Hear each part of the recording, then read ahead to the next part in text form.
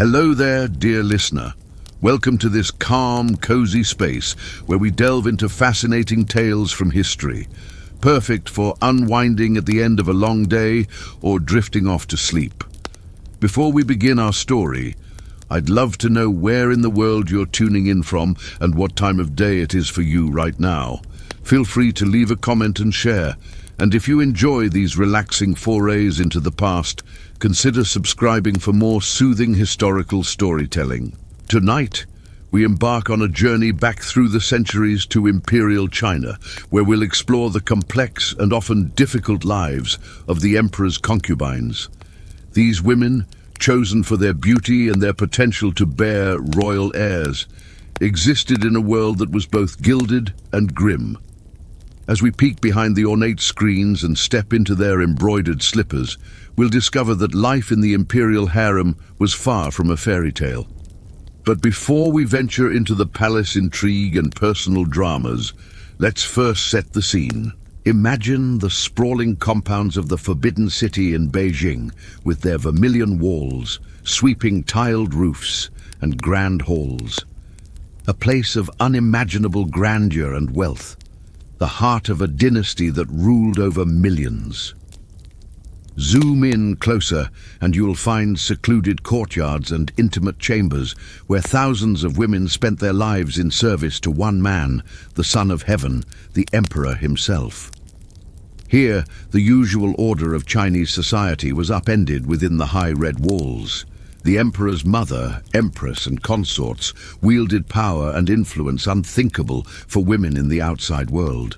Yet even the most favored concubine could never forget that her status hung on the whims of men, her father or brothers, who gave her to the palace, the emperor, who decided her fate with a wave of his hand. She existed in a gilded cage, her life devoted to pleasing and bearing children for one all-powerful man. The story of how the institution of concubinage rose to such importance begins back in the midst of China's history. For dynasties, emperors took multiple consorts as a way to ensure a plentiful supply of male heirs to continue their lines. But concubines weren't just baby-making machines. They were also political pawns, signs of status, and vessels for their families' hopes of advancement.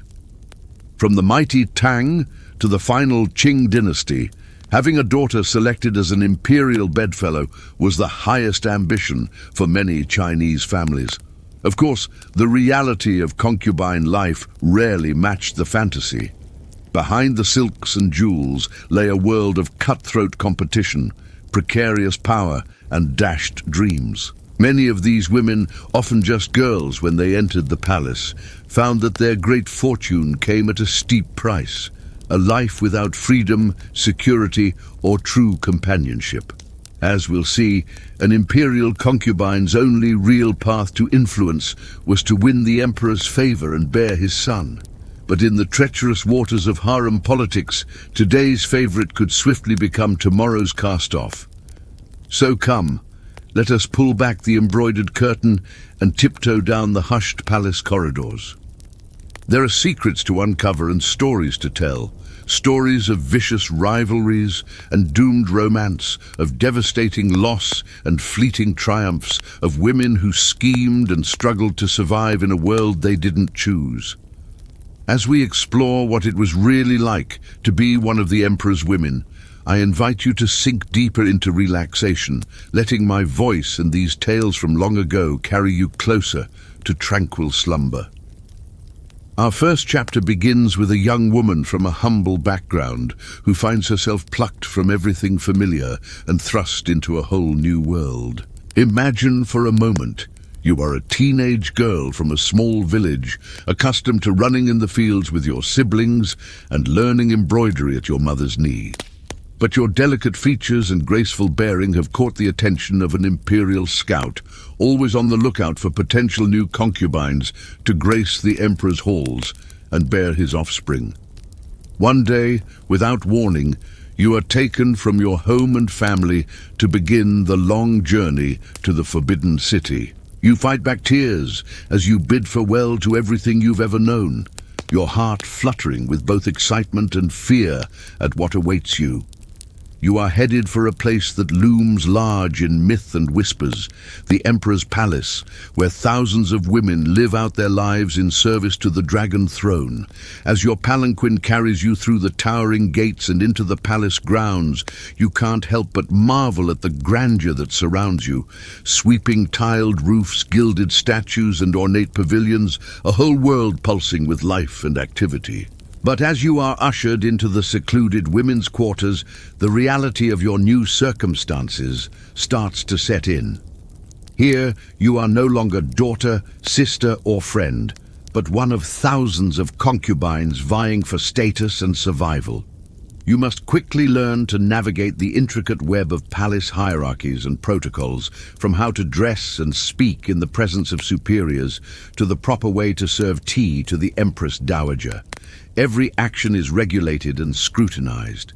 The simplest mistake could mean humiliation or harsh punishment from higher-ranked consorts. Far from the warmth and freedoms of your old life, you find yourself in a regimented, almost monastic existence. Your days dictated by the endless imperial rituals and duties. You are a bird in a gilded cage, your value tied to your beauty, fertility, and ability to please the Emperor. And yet as you lie in your silk-draped bed at night, listening to the lonely sound of a flute drifting over the palace walls, you can't help but dream of the day when the Emperor might call you to his chambers and favor you with his affections. But as we shall see, winning the dragon's heart is a dangerous game, one that could lift you to dizzying heights or cast you into ruin. The life of an imperial concubine was often nasty, brutish and short, with true power and security always just out of reach. As we continue our tale, we'll meet concubines who schemed and struggled, who rose and fell, all in the hopes of surviving in this glittering but treacherous world. For now, though, let us leave our young heroine to find her way in this strange new land of rules and rituals, to take her place on the lowest rungs of the harem hierarchy. Her story is just beginning, and there are many more to be told. As we pause here, I invite you to let go of any remaining tensions, to sink a little deeper into relaxation, as my soothing voice carries you closer to restful sleep. There's no need to hold on to the details or remember every name. Simply let the tale wash over you, like a gently flowing river. In our next chapter, we'll explore the vicious harem politics that ensnared so many concubines, where a careless word or a strategically placed gift could make or break a woman's fate. We'll see how even the most innocent young concubine could be drawn into the deadly games of seduction and betrayal that roiled beneath the palace's placid surface. But that is a story for another time. For now, dear listener, I invite you to simply rest, to let my words paint pictures in your mind as you drift closer to sleep's sweet embrace. The tale will be here waiting for you next time, ready to carry you back to that long-ago world of silk and shadows, of whispered secrets and forgotten dreams. Until then, may your slumber be deep and peaceful, and your dreams filled with the gentle currents of history's stream. Good night. The first thing a young girl selected to join the Imperial Harem would have noticed was how different the Forbidden City looked, smelled, and sounded from anywhere she'd been before. As she stepped through towering red gates into the vast walled complex, an alien world of soaring tile roofs, grand ceremonial halls, and exquisitely landscaped gardens unfolded before her eyes.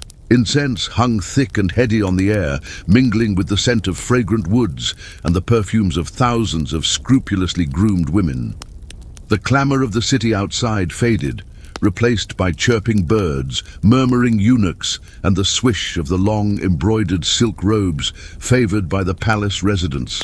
For a girl from a humble background, as many of the emperor's chosen women were, the magnificence and size of the Forbidden City would have been jaw-dropping.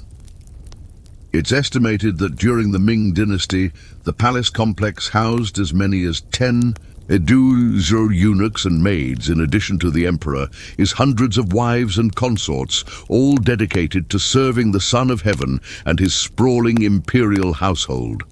Just the harem quarters alone, known as the Six Palaces, contained hundreds of buildings and some 9,000 rooms. But for a new concubine, wonder at her opulent surroundings would soon give way to apprehension and anxiety. Here she would live out the rest of her days, sequestered from the outside world, her sole purpose to serve the emperor and bear his children. From the day she set foot in the Forbidden City, her old life and identity would be left behind, subsumed into the highly regimented, minutely hierarchical society of the imperial harem. The first order of business for a teenage concubine-to-be was learning the countless rules and protocols that governed every aspect of palace life. Each rank of consort had its own strictly prescribed conduct, privileges, and living arrangements. A dizzying array of minute regulations dictated everything from how to walk, speak, and bow in the presence of a superior to permissible colors of clothing and styles of jewelry and headpieces. Even for a low-ranking concubine, mastering this meticulous palace etiquette was essential, as a single slip-up could mean a severe beating or even expulsion from the harem. Eunuchs and older palace women would drill the girl daily in the proper forms of address, comportment, and ritual until she could navigate the myriad codes of harem society. Along with learning her new role, a novice concubine would have to adjust to being utterly cut off from her family and former way of life. Contact with men outside the palace was forbidden, and an elaborate system of isolating the emperor's women evolved over the dynasties. By the Qing era, the harem was practically its own walled city within the Forbidden City. Concubines lived in seclusion in the Six Palaces, their comings and goings monitored by armies of watchful eunuchs. Venturing out of the harem quarters into other areas of the Forbidden City required layers of advanced approval and planning. Wherever the emperor's women went, eunuchs came ahead to clear the streets of all men, hanging curtains over doorways and windows. The only glimpse of the world outside the towering red walls came once a year, when chosen concubines accompanied the emperor to make sacrifices at the Temple of Heaven. Even then, they traveled in curtained palanquins, hidden from view. So, a concubine had to reconcile herself to living in a gilded cage for the rest of her life, her chances of ever leaving remote. Few emperors allowed their consorts to retire from the palace, even in old age. An emperor's women were considered his possessions, not free to leave his service. In the words of one Qing emperor, they belonged to the palace and should die in the palace. For a vivid illustration of how difficult this severing of family ties could be for a young woman, consider the story of Imperial concubine Li, who entered the Forbidden City at the age of 13 in the early 1800s. Chosen for her beauty, Li was the daughter of a Han Chinese general, but her family's military status didn't exempt her from the loneliness and fear experienced by new palace women from all backgrounds. In the 1827 memoir, Yohonala's Captivity, Li recalled her traumatic early days as a junior concubine. She referred to the Forbidden City as a large prison, and wrote of her despair at losing all contact with her parents and siblings. Li's brother, a powerful general, petitioned the emperor to allow his sister a brief visit home to see her dying father, but the request was denied. "I felt as if I was living a nightmare," Li wrote of realizing she might never see her family again. As much as a concubine might miss the comforts and freedoms of her former life, she had no choice but to dedicate herself to her new role, first and foremost, serving the emperor. While emperors had their pick of hundreds of beautiful women, most of his chosen concubines would never so much as speak to him or be summoned to his bed. But from her first day in the palace, a concubine had to be ready to wait on and submit to the emperor at any time. Eunuchs and maidservants would help the women dress to be pleasing to the emperor in case he called them to attend to him. They wore elaborate makeup and were doused in his favorite scents. At night, The concubines slept in bedding printed with names, so the emperor could easily choose one of them to spend the night with him. For the small minority of concubines who drew the emperor's favor, pleasing him became a consuming pursuit, the key to survival and advancement in the cutthroat world of harem politics. An emperor's sexual and emotional preferences could become an obsessive focus. His preferred wine, music, poetry, even pillow arrangement were carefully studied. With success so dependent on fickle male desire, a coveted position was never secure. While low-ranking concubines scraped by on meager allowances and wore rough cotton and linen, the most favored consorts dripped in pearls and jade and enjoyed lives of great material privilege. If a concubine was lucky enough to bear the emperor a son, she could be elevated to the status of consort or even empress and wield significant influence at court. So, the stakes were high in the contest for imperial favor and the benefits it brought. But it was a treacherous game to play, as a consort who fell from grace could face demotion, exile, or worse. The potential rewards tempted some ambitious concubines to resort to vicious schemes against their rivals. From character assassinations to actual murder by poison, few concubines in history deployed seduction and manipulation with as much ruthless skill as consort Qi, who entered the Ming Emperor Jiajing's harem as a junior concubine sometime in the 1530s. A woman of humble birth but exceptional beauty and cunning, Qi quickly became Jiajing's favorite. Not content with her exalted status, she set out to destroy the woman who outranked her, Empress Chen, Jiajing's first wife. The plotting concubine bribed a eunuch to accuse Empress Chen of using witchcraft to curse the emperor, a treasonous offense.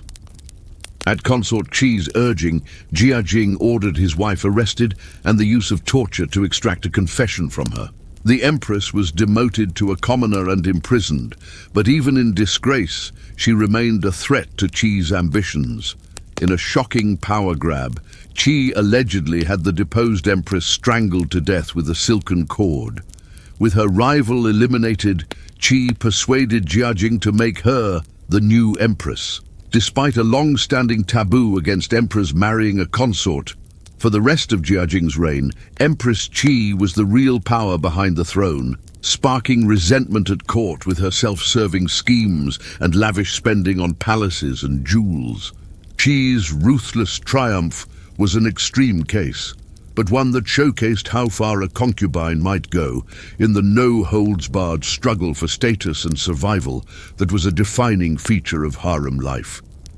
In the Darwinian world of the imperial palace, a woman had to compete for every scrap of influence and security for herself and her children, and no matter how high she climbed, her position was never truly safe.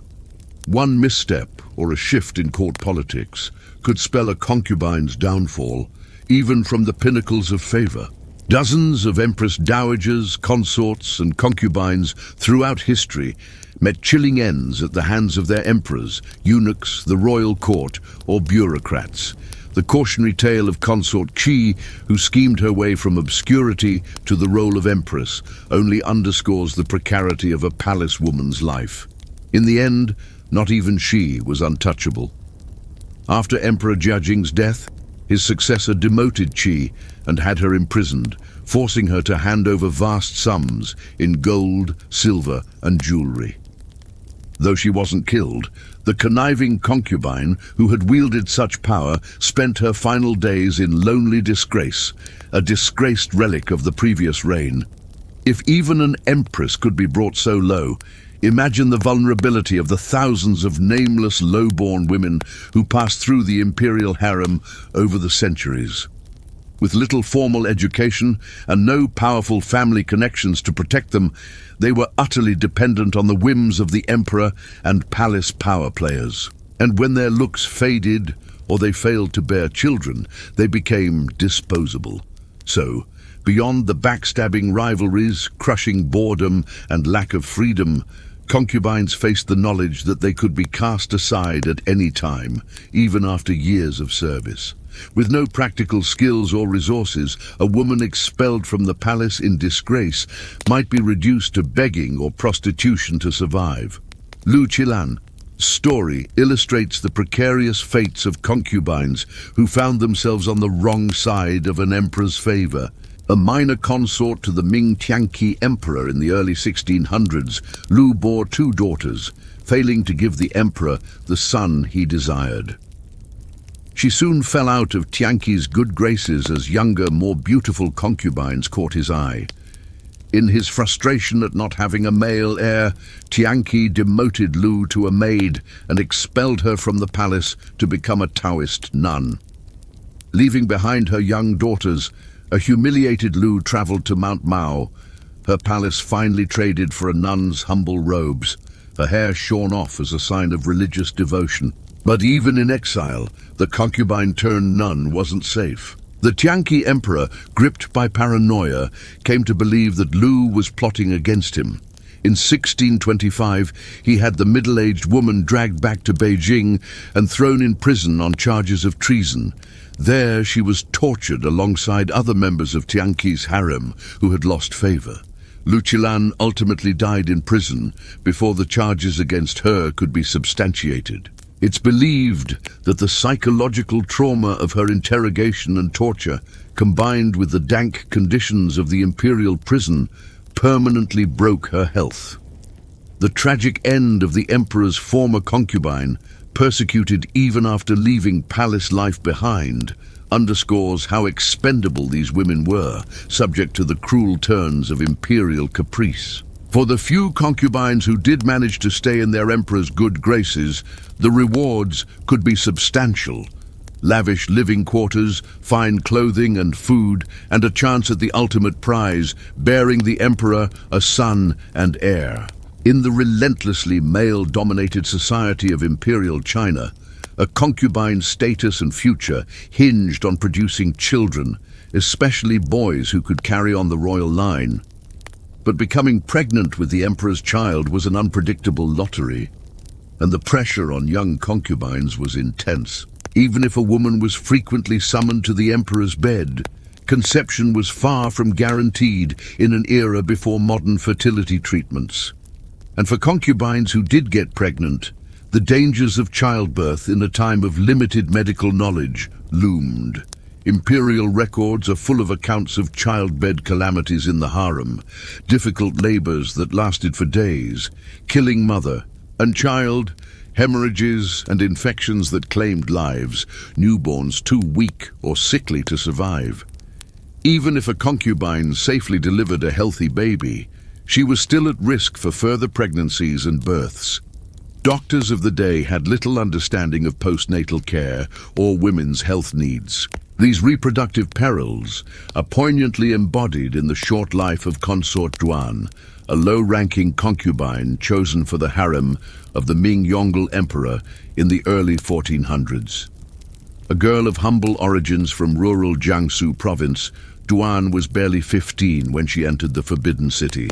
It's unknown whether she was literate or educated, as many minor consorts weren't. But Duan had a quality highly praised in imperial consorts: fecundity. Within a year of her arrival in the palace, the young concubine found herself pregnant with Yongle's child. It was a chance for her to rise in the harem hierarchy, but Duan's body couldn't withstand the rigors of childbearing. 6 months into her term, she went into premature labor and delivered a tiny infant girl, who died within hours.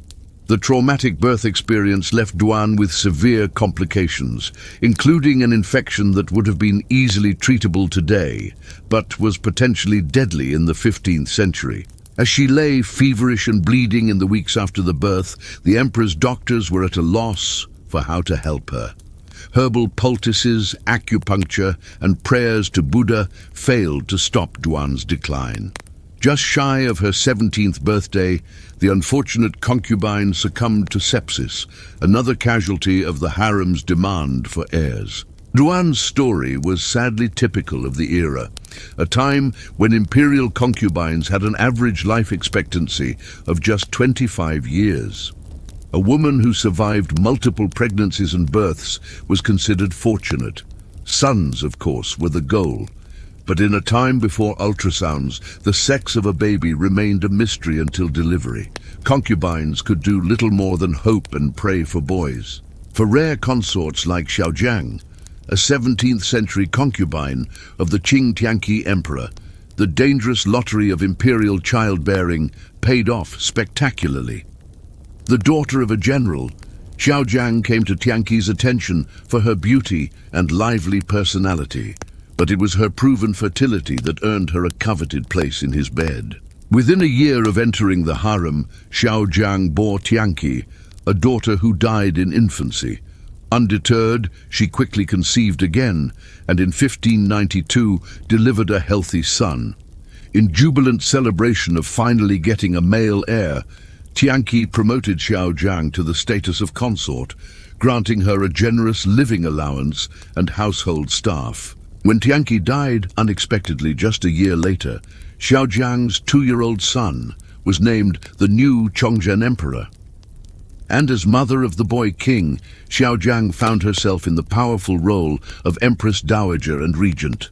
At the age of 21, she was the most important woman in China, all because she had produced a single male child who happened to be born at the right time. Of course, for every fairy tale rise like Xiaojiang's, there were thousands of nameless concubines, whose failure to birth sons consigned them to the lowest, most vulnerable rungs of the harem hierarchy, with little hope of ever gaining the emperor's favor or protection. They were often subjected to cruel abuses and humiliations at the hands of higher-ranking consorts and palace staff. So even motherhood, the one avenue for a concubine to improve her lot, came with its own set of risks and heartbreaks.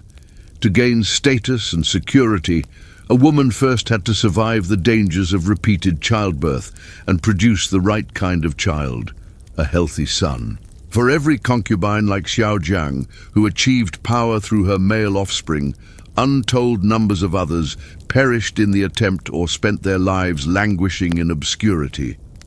Looking at these women's stories from a modern vantage point, it can be hard to fathom the intense pressures and restrictions they lived under, valued only for their youth, beauty, and ability to reproduce. But even as we recoil at the idea of a woman's destiny being so dependent on serving and pleasing men, there are glimmers of defiance, ingenuity, and self-determination in some palace women's lives.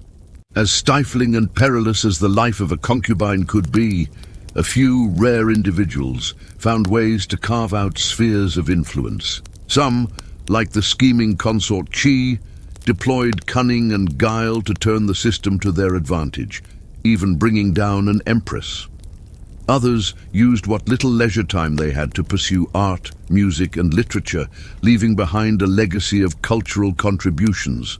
Even in the rigid, patriarchal world of the Forbidden City, spaces existed where strong-willed palace women could exercise a degree of agency and self-expression within the constraints of their circumstances. Understanding their struggles and triumphs adds nuance and humanity to our conception of the imperial harem. So as we delve into the darker aspects of life as a palace concubine, it's important to remember that these women weren't just passive victims, but individuals navigating an oppressive system with resilience, resourcefulness, and occasional flashes of rebellion. Those, the poignant later years of Imperial concubine Li, serve as a sobering reminder of the precariousness of an imperial consort's position. Born into a scholarly family and known for her quick wit and literary talent, the young Li caught the emperor's eye and was brought into the palace as a junior concubine. She quickly rose through the ranks as her sharp intellect and fresh perspective captivated the emperor. Palace observers began to speculate that she might even displace the empress herself. But the wheel of fortune is ever turning in the imperial harem, and favor is fickle.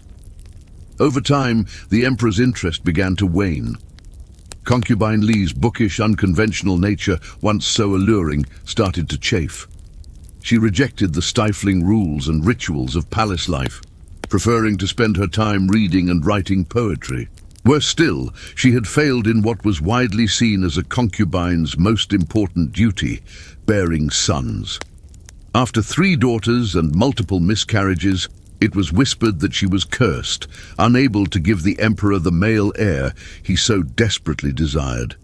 As a new generation of beautiful young concubines arrived at court, full of fresh charms and pliant obedience, Li fell further out of favor. The emperor stopped visiting her quarters altogether. The servants began to ignore her requests and snub her in the halls. Ambitious rivals spread rumors of Li's odd behavior and aloof, arrogant attitude. One winter morning, she was abruptly ordered to leave the palace without even a chance to bid farewell to her daughters. Officially, she had been granted the great honor of retiring from palace service to preserve her health, but the humiliating truth was known to all. Li had been cast aside, no longer wanted.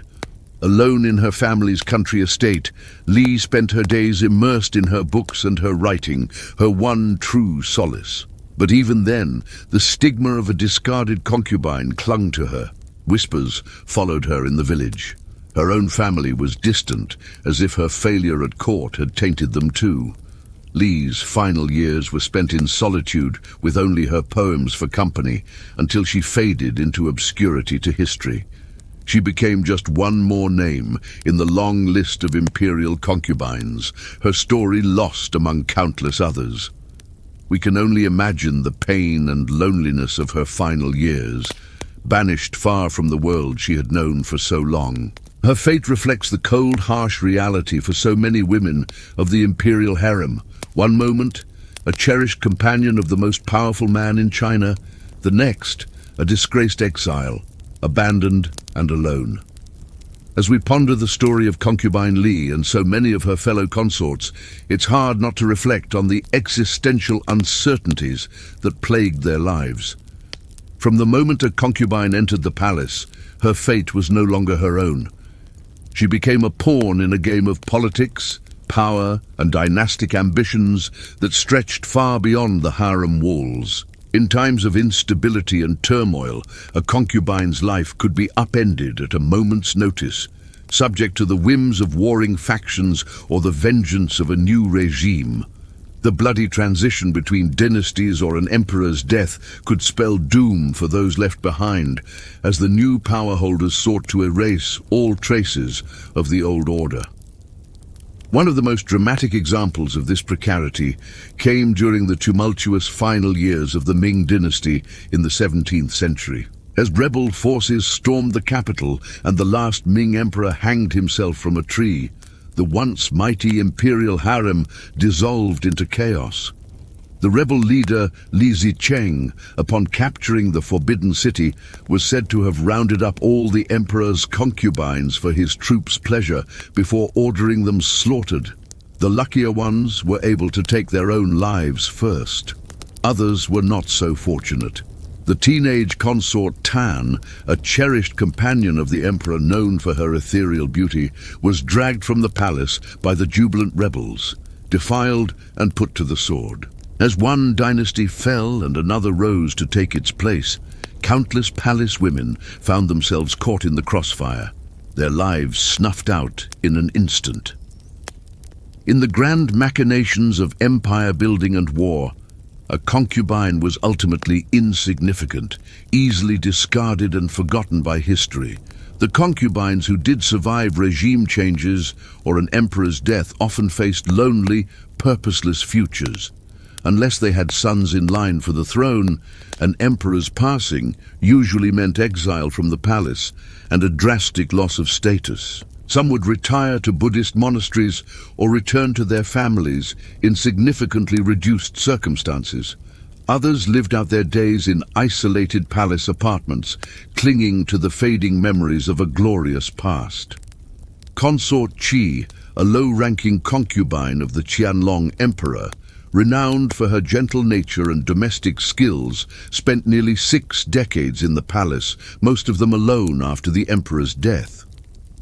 She busied herself with needlework and cat-rearing, finding quiet purpose in a life of solitude until dying at the remarkable age of 96. For all the romantic tales of great imperial love stories and concubines who rose to wield extraordinary influence, the reality is that the vast majority of these women led cloistered, unfulfilled lives with little autonomy or control over their destinies.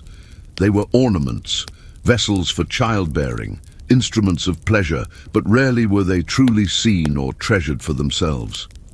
In the end, when we look past the silk and jewels and decadent trappings of the imperial harem, we find real women with hopes and dreams and fears, most of whom suffered more than they celebrated. The palace walls confine them as much as sheltering them, cutting them off from the simple joys of freedom, family, and true human connection.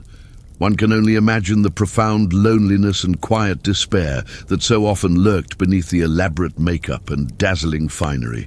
As we conclude our journey through the inner world of the imperial concubines, let us remember the individual human stories behind the grand tales of history. These women were daughters, sisters, mothers, each with her own unique voice and experiences, even if most have been lost to time.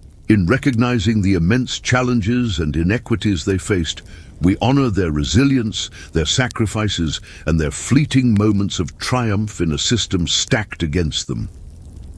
The life of a concubine in Imperial China was, for most, a gilded cage, a place of illusory luxury and prestige that could turn into a suffocating prison at a moment's notice. They existed suspended between worlds, never fully belonging to the imperial household, but cut off from normal society and any chance at an ordinary life. In many ways, the harem was a microcosm of the rigid hierarchies and power imbalances that shaped much of traditional Chinese society. It was a realm where a woman's worth was determined by her youth, her beauty, and above all, her ability to bear sons. A place that pitted woman against woman in a relentless competition for survival and status. For all the romantic fantasies and exotic mystique that have long surrounded the institution of the imperial harem, the reality was often one of exploitation, frustration, and despair. And the stories of these concubines, told in whispers and snippets and tantalizing fragments, remind us of the immense complexity of the human experience across time, of the ways in which even the most exalted and envied of existences could be shot through with profound tragedy and loss. In the end, perhaps the most enduring lesson we can take from the lives of the imperial concubines is a renewed appreciation for the extraordinary freedoms and opportunities so many of us enjoy today. The idea of a world in which half the population could be effectively imprisoned and reduced to commodities in service of the other is shocking to modern sensibility. Yet this was the accepted reality for countless generations of Chinese women. As we close this chapter on the inner realm of the emperor's consorts, let us carry forward a spirit of empathy and a determination to continue fighting for a world in which every individual, regardless of gender or circumstance, has the chance to live a life of purpose, dignity, and self-determination. The poignant shadows of the women who dwell deep within the Forbidden City remind us of how far we've come and how far we still have to go. Though their voices have faded, their stories endure as a testament to the indomitable human spirit in the face of even the most suffocating constraints. In honoring their memory, we keep alive the dream of a world in which the yearning hearts of the forsaken concubines might finally find solace, and every woman might have the chance to shape her own destiny under the boundless open sky. The difficult road to motherhood for the women of the imperial harem, the pressure to produce an heir, especially a son, was immense. A concubine's entire future and status depended on her fertility and success in bearing the emperor's child. But becoming pregnant with a royal baby was far from guaranteed. With thousands of beautiful women vying for the emperor's attention, most concubines rarely had the opportunity to spend the night with their sovereign master. Some were summoned to the emperor's bed only once in their lives. Even for the fortunate few who did catch the emperor's eye, the occasions for intimate encounters were limited, dictated by elaborate palace rituals and rotation systems designed to give many women a chance to serve the Son of Heaven. But even if a concubine did manage to conceive, her trials were only beginning.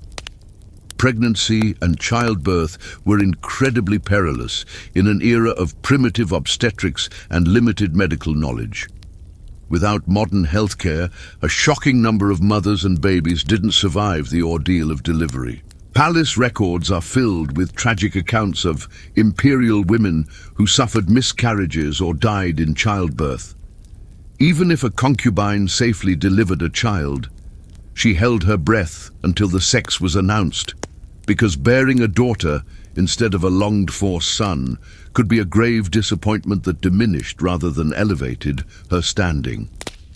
The story of Consort Li, a young concubine during the reign of the Jiajing Emperor in the Ming dynasty, poignantly illustrates the crushing pressures and cruel lottery of imperial motherhood. A graceful dancer from a declining noble family, the teenage Li caught the emperor's eye and was brought into the palace as a mid-ranking consort. To her surprise and delight, the emperor began frequently seeking out her company. Captivated by her beauty and charm, within a year, she was pregnant with the emperor's child. Overjoyed, she became the envy of the harem, lauded by palace officials and lavished with gifts and ceremonies. However, Consort Li's fairy tale rise was shattered when 7 months into her pregnancy, she went into early labor. After an agonizing delivery, she gave birth to a stillborn son. Devastated, she fell out of favor with the emperor, who shunned her as a bringer of ill fortune. A few months later, ignoring medical advice to let her body heal, the desperate consort rushed to get pregnant again, terrified of being cast aside. Her rashness backfired tragically when she miscarried an unviable pregnancy, leaving her bedridden for months with a terrible infection. Abandoned by the emperor and shunned by the other concubines, Consort Li became a social pariah in the palace, treated as an outcast and failure. It wasn't until 3 long years later, after a regimen of herbal fertility treatments from the palace physicians, that Consort Li was finally able to conceive again and carry a baby to term.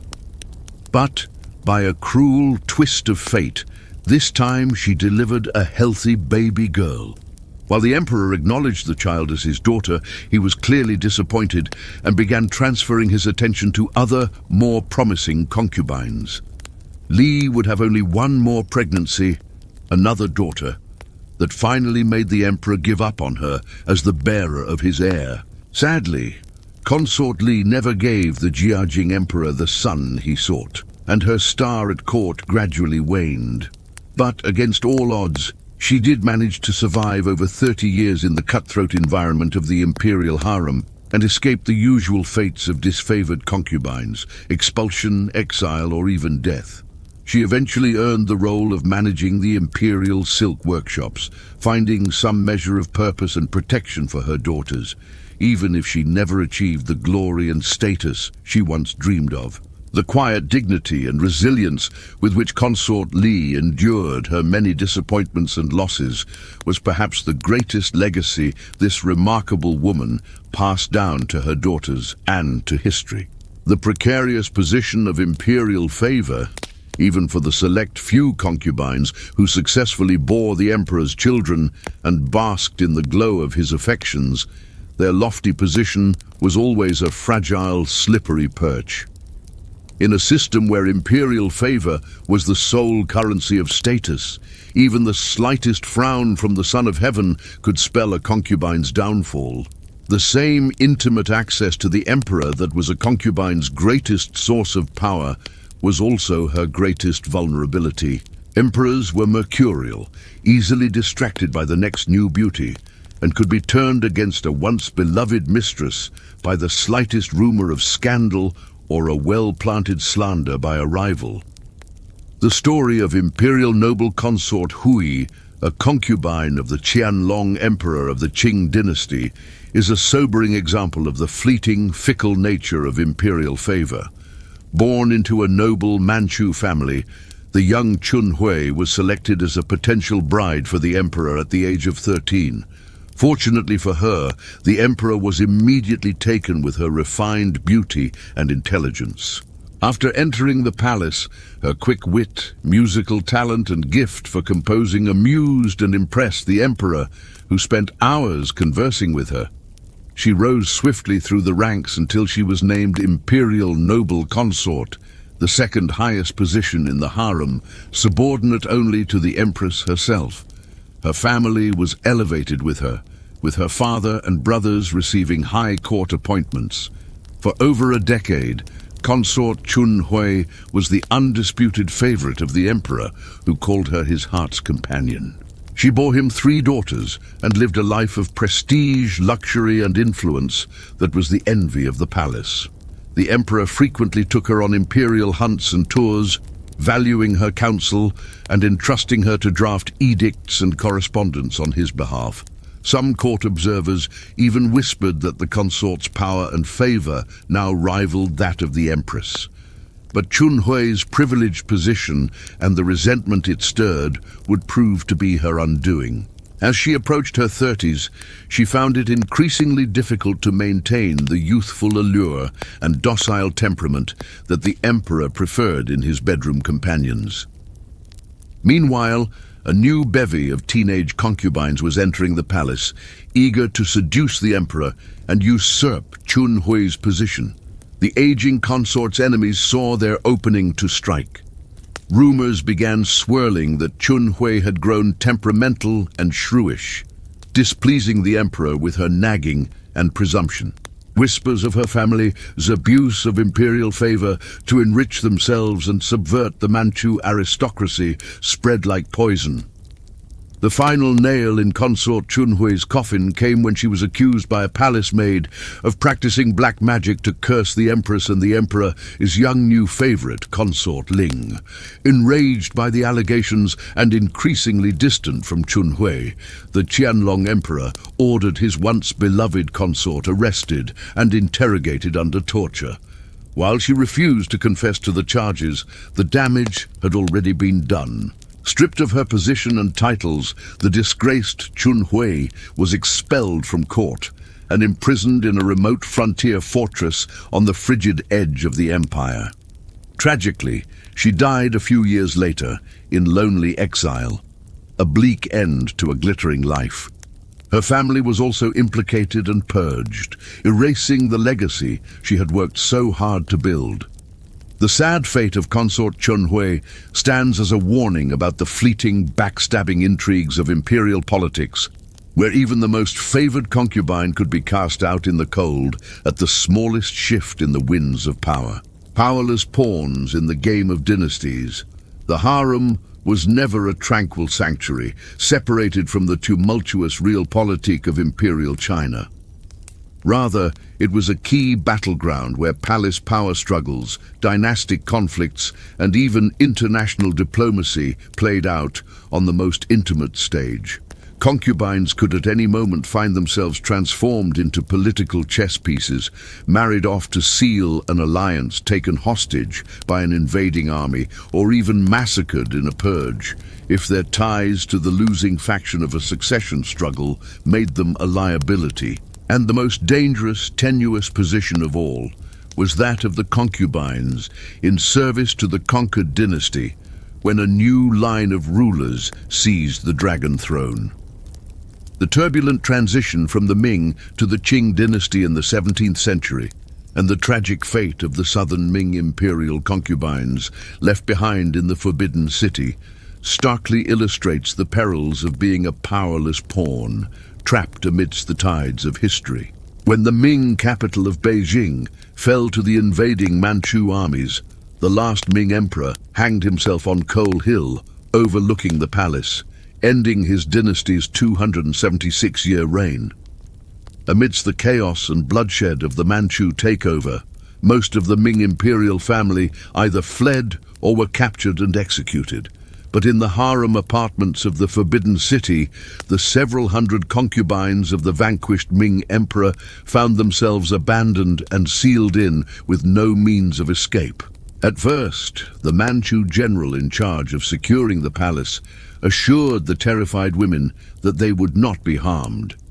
Many of the higher-ranking consorts and the Ming Empress Dowager initially refused to even unlock the doors to their apartments, let alone come out and surrender to the foreign invaders.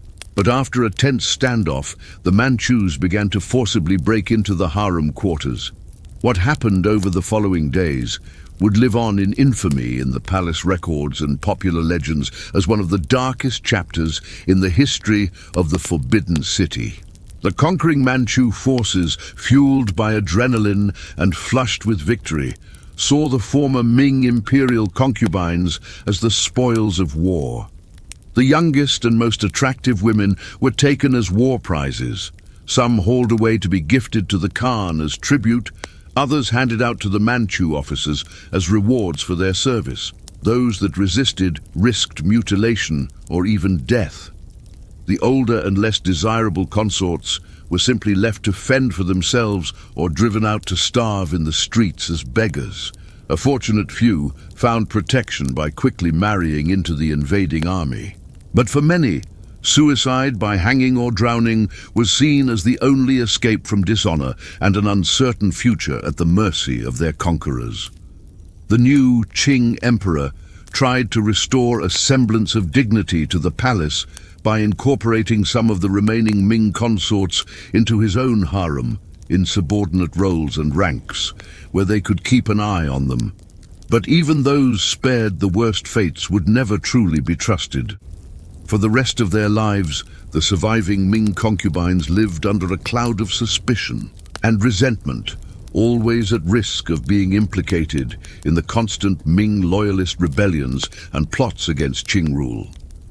The anguish, abuse, and fear they endured would haunt the harem for generations, a bloody reminder of the steep price of dynastic change paid by even the most cloistered women of the palace. Lonely, unfulfilled lives, for all the scheming and jockeying for status that defined harem life.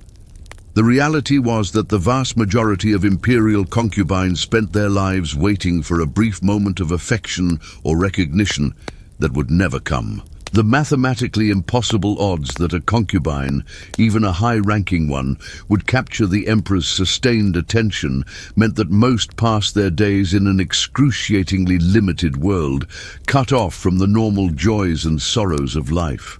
With so many women and so few opportunities to leave a mark, thousands of talented, vivacious and remarkable concubines lived and died in total obscurity within the red walls, leaving no trace of their names or stories in the records of history. This quiet tragedy is perhaps best exemplified by the life of concubine Qi, a minor consort during the reign of the Tongzhi Emperor in the late Qing dynasty.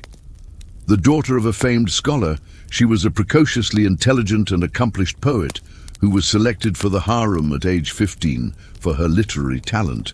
Her erudition and ethereal beauty reportedly enchanted the teenage emperor when she was presented to him, inspiring him to write several poems celebrating her as his exquisite orchid and jade treasure. Qi and her family rejoiced at this promising start, certain that she was destined for great things. But the young emperor proved to be more infatuated with the idea of Qi as his muse than with the flesh and blood woman. After a few months of chaste romance conducted mainly through the exchange of florid poems, his attention shifted to the more accommodating beauties who shared his bed. Qi was given a comfortable but lowly rank, her quarters furnished tastefully but without extravagance. With little realistic hope of ever seeing the emperor in person again, she found herself marooned in a strange limbo, cut off from her family but denied any official status or duties in the rigid imperial household. At first, Qi passed the time by penning wistful poems about her cloistered longing and the changing of the seasons in the imperial gardens that were her entire world. She made a few friends among the other minor consorts who shared her love of literature and comforted herself with the dream that she might still one day be summoned to perform for the emperor and win his favor. But as the years crept by and the emperor remained distant, Concubine Chi's hopes gradually dimmed. She came to realize that her lonely life in the palace was not a temporary way station, but a permanent destination. As Qi grew older, she sought solace in the small pleasures and duties available to a woman of her rank, caring for her songbirds, practicing her calligraphy, and mentoring the occasional young consort who arrived at court as naive and optimistic as she had once been. She watched from the sidelines as the emperor took a succession of higher-ranked wives who gave him a daughter, but no son, before his untimely death from smallpox at the age of 18. In the aftermath, Qi found herself stranded in the palace as a forgotten backwater, an aging relic of a previous reign that few in the new court even remembered.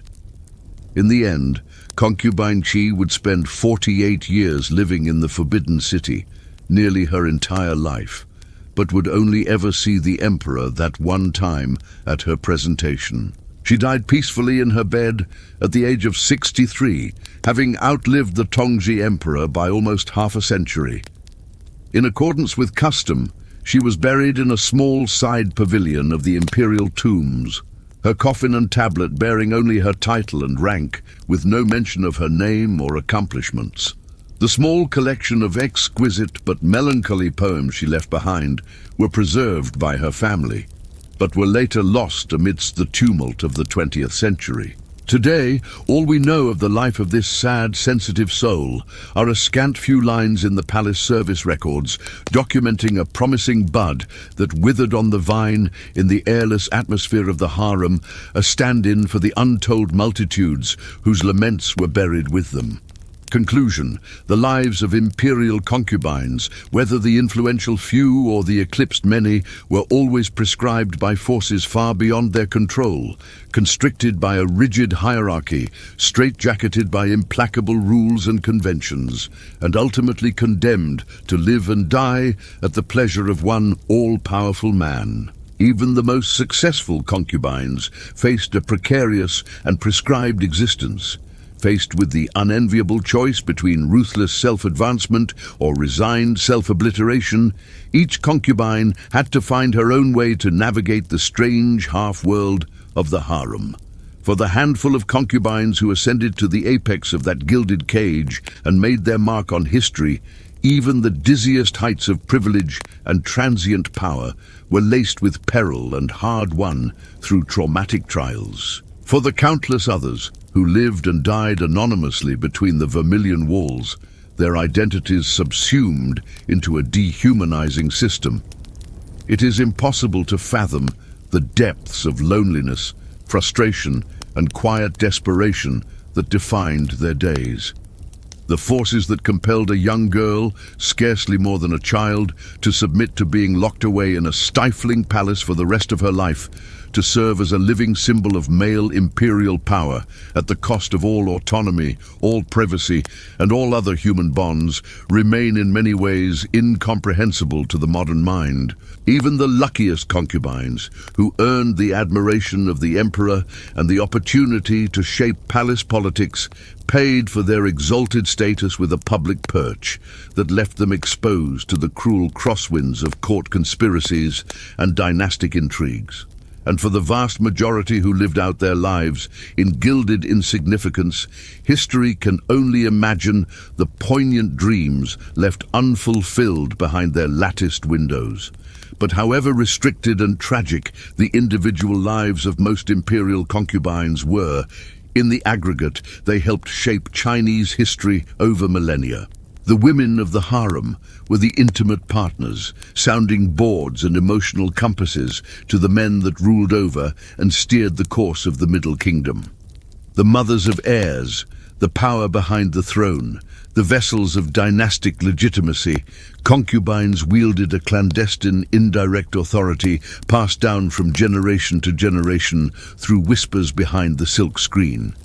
It is telling that some of the most famous women in Chinese history, from Empress Lu Ji to Dowager Empress Cixi, rose to the pinnacle of power from the ranks of the harem. So when we look back at the lives of imperial concubines through the mists of time, we must see them not just as victims or seductresses, but as survivors and storytellers. Through their struggles, triumphs and tragedies, they have left us a uniquely feminine chronicle of life in the palace, an alternate history that runs like a hidden thread through the grand tapestry of Imperial China. The most famous concubine in Chinese history, who rose from obscure origins to become the emperor's favorite and alter the course of a dynasty, was Yang Guifei of the Tang dynasty. Born into a humble family, her beauty caught the eye of Emperor Xuanzong's favorite consort, and Yang Yuhuan, as she was then called, was recruited into the palace as a low-ranking concubine. There, her stunning looks, musical talent, and quick wit soon won her the attention and affection of the emperor himself. Yang Guifei's rise was meteoric. Xuanzong was so besotted with her that he neglected matters of state to spend all his time with her, showering her with extravagant gifts and titles. He even had the imperial chefs invent new dishes to tempt her appetite. The emperor built her lavish palaces and gardens, the most famous being the Huaqing Palace with its steaming thermal pools where the lovers would bathe.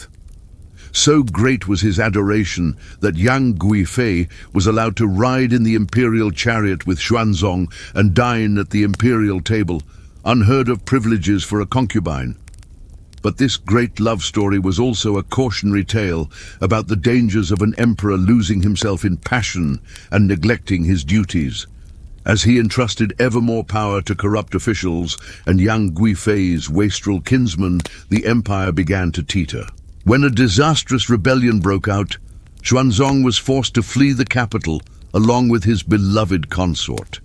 In a tragic turn, his guards blamed Yang Guifei for the chaos and demanded her death. Heartbroken, the emperor was forced to consent, and Yang Guifei was strangled to death in front of him. It's said that after she perished, the emperor held her lifeless body in his arms and wept inconsolably.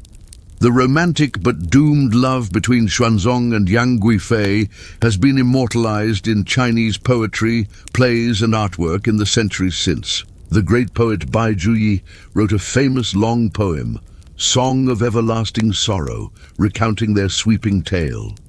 To this day, Yang Guifei is still revered as one of the four beauties of ancient China. But her story also crystallized for many the perils of an emperor losing his way and the pleasures of the harem. Indeed, the institution of concubinage was often criticized by scholars and officials as an unnecessary distraction at best, and, at worst, a destructive influence that could drag down an entire dynasty, as the Tang nearly experienced. Throughout Chinese history, the harem was a constant source of intrigue, excess and instability that had to be tightly controlled. This was a key reason behind the practice of selecting brides, the periodic recruitment drives to find new young women to replenish the imperial harem. Emperors and their advisors were always on the lookout for girls from good families with beauty, intelligence and virtue who could be molded into proper palace ladies and bear suitable heirs. The choosings were conducted with great fanfare as the emperor's representatives scoured the land for candidates. For a commoner family, having a daughter chosen was the highest possible honor, a sign of heaven's favor. They could expect rich rewards and a rise in social standing. But for the young girls plucked from their families, often barely into their teens, entry into the imperial harem meant a total rupture with their old lives. They had to leave everything familiar behind and enter into an alien, labyrinthine world of strict rules and rituals not found in any other corner of society. The new recruits spent their days confined within the high red walls of the palace, cut off from family, and the outside realm with an all-female cast of fellow concubines, maids and eunuch servants.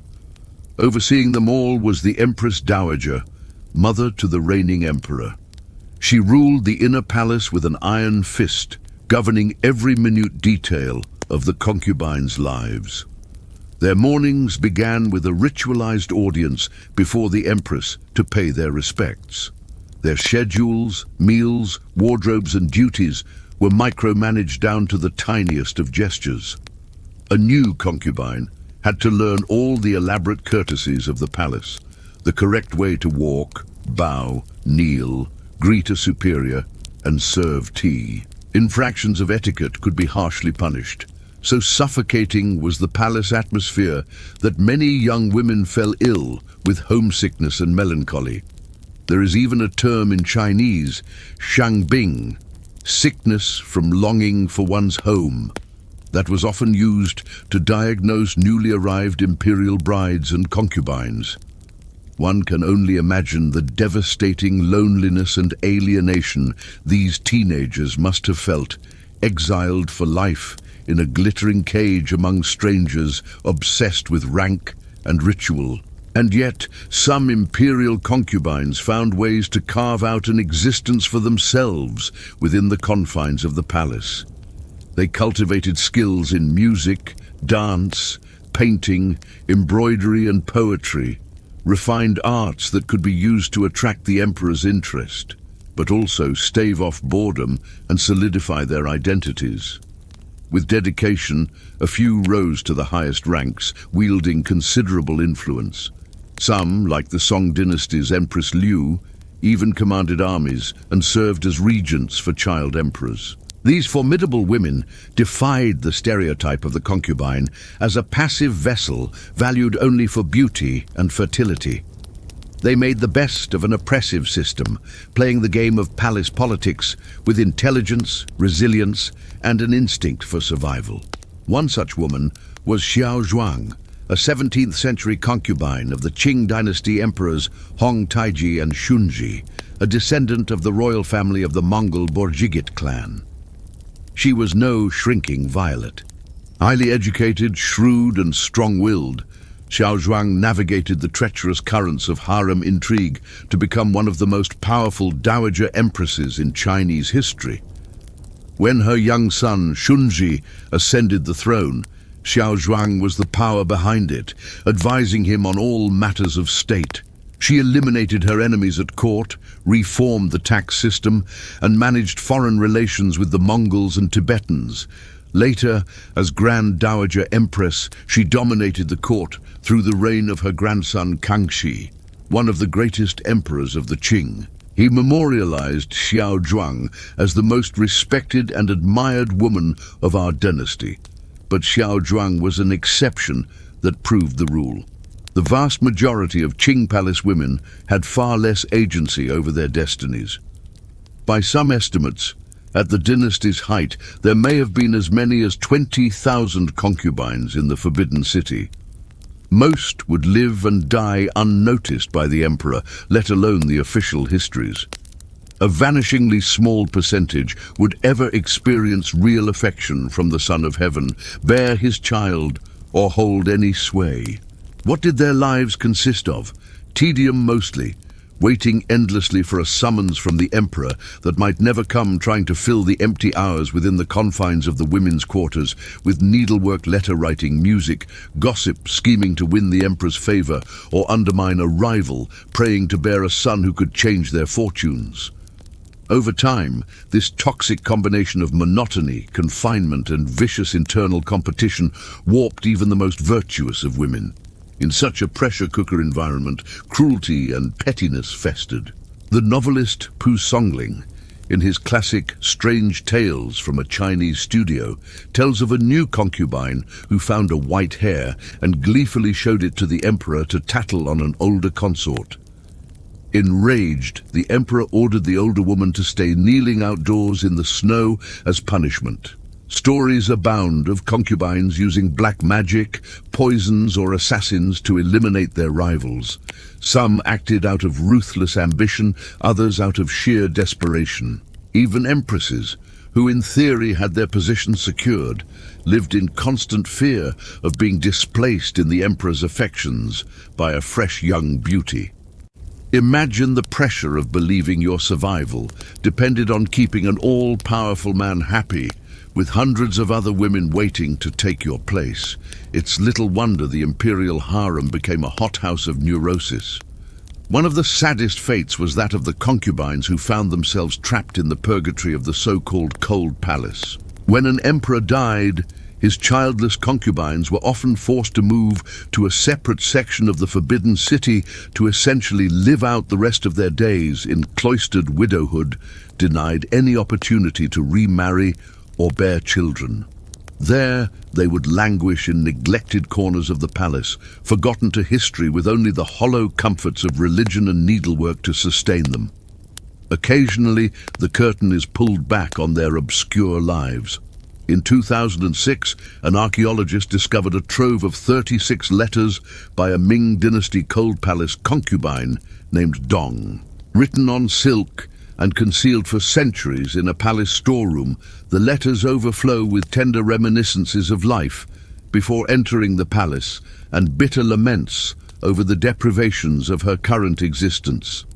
In one heartbreaking passage, Dong writes to her family, "Worthy younger brother, please send me a jar of pickles, as life in the palace is so miserable. There are many things I'd like to say, but there's no point in saying them aloud." The yearnings and regrets expressed by consort Dong still resonate across the centuries.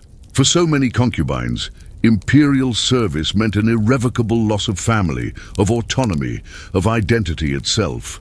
The great mass of them would never attain the glory of Yang Guifei or the influence of Xiao Zhuang. They were powerless pawns in the games of emperors and dynasties, sacrificed on the altar of a merciless system. One can't help but feel sorrow for their stunted, unlived lives. And yet, as we drift off to sleep, their restless ghosts seem to whisper to us still. In the faded grandeur of a crumbling palace, an old woman in silk robes dreams of the distant village of her childhood. A girl with bound feet and a furtive smile awaits her tryst with a handsome soldier in a moonlit garden. An empress's laughter echoes down a gilded corridor.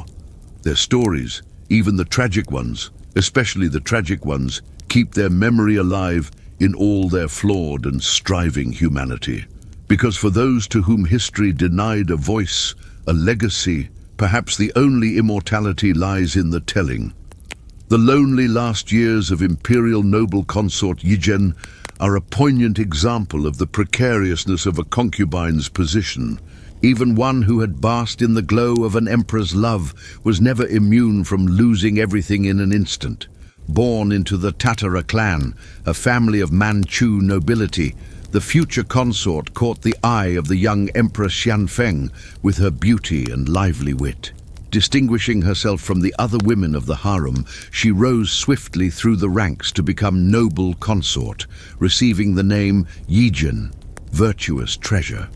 For years, she enjoyed a deep emotional bond with the emperor and great prestige in the palace. Paintings from the time show her with an enigmatic smile playing about her lips, her eyes glinting with the confidence of one who knows she is beloved and secure in her position. But in the turbulent final years of the Xianfeng era, that security proved all too illusory. With the emperor's health failing and court intrigue at a fever pitch, the now-named consort Yizhen found herself out of favor through no fault of her own. Factions maneuvered to isolate her from Xianfeng, manipulating his suspicions. Grieving and anxious, the emperor began to withdraw from his once-cherished companion. Where once there had been easy intimacy between them, now there was only cold formality on his increasingly rare visits to her quarters. After Emperor Xianfeng's death, consort Yizhen's position grew even more vulnerable in the vicious jockeying for power among the regents. Sidelined and powerless, she could only watch as her enemies seized control. In a final indignity, the regent Prince Gong dismissed her from the palace, ordering her to retire to a Buddhist nunnery. One can imagine the bleak despair of the consort's final years, banished alone to an ascetic life so far from the glittering world she had known. The silence of the nunnery must have echoed with the ghostly remnants of her past glories, the whispered intimacies with a doting emperor, the swish of priceless silks, the click of rosewood mahjong tiles on languorous afternoons in the palace pavilions. All those golden memories turned to ashes. Now, gazing at the bare walls of her convent cell, did she wonder what might have been if the emperor had lived, or if she had borne him a son? Did she rage against the fickleness of fate that had raised her so high only to dash her down again? Or did she find some final peace in the Buddha's teaching that all worldly things, even an emperor's favor, are fleeting and insubstantial? History does not record Consort Yizhen's inner thoughts in those twilight years, but her story is a testament to the hard truth that even reaching the pinnacle of a consort's ambitions was no guarantee of lasting status or security. In the imperial harem, a woman's position was only as solid as the whims of men, husbands, princes, regents, who saw her as a pawn in their power plays. The same tides of fortune and politics that could lift a concubine up could just as easily sweep her away again, leaving her with nothing but memories of vanished glory. As much as we may be dazzled by the romantic tales of great love affairs between emperors and their concubines, Yizhen's melancholy end reminds us that there were no fairy tale happily ever afters, even for the most favored.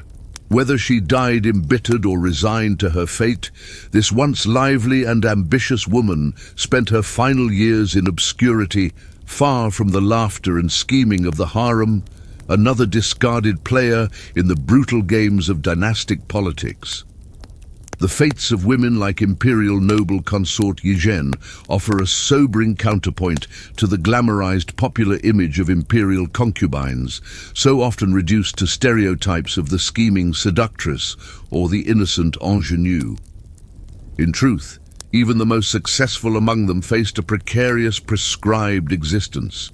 Their lives are always shadowed by the knowledge that power and glory of any kind could be snatched away as abruptly as it had been granted.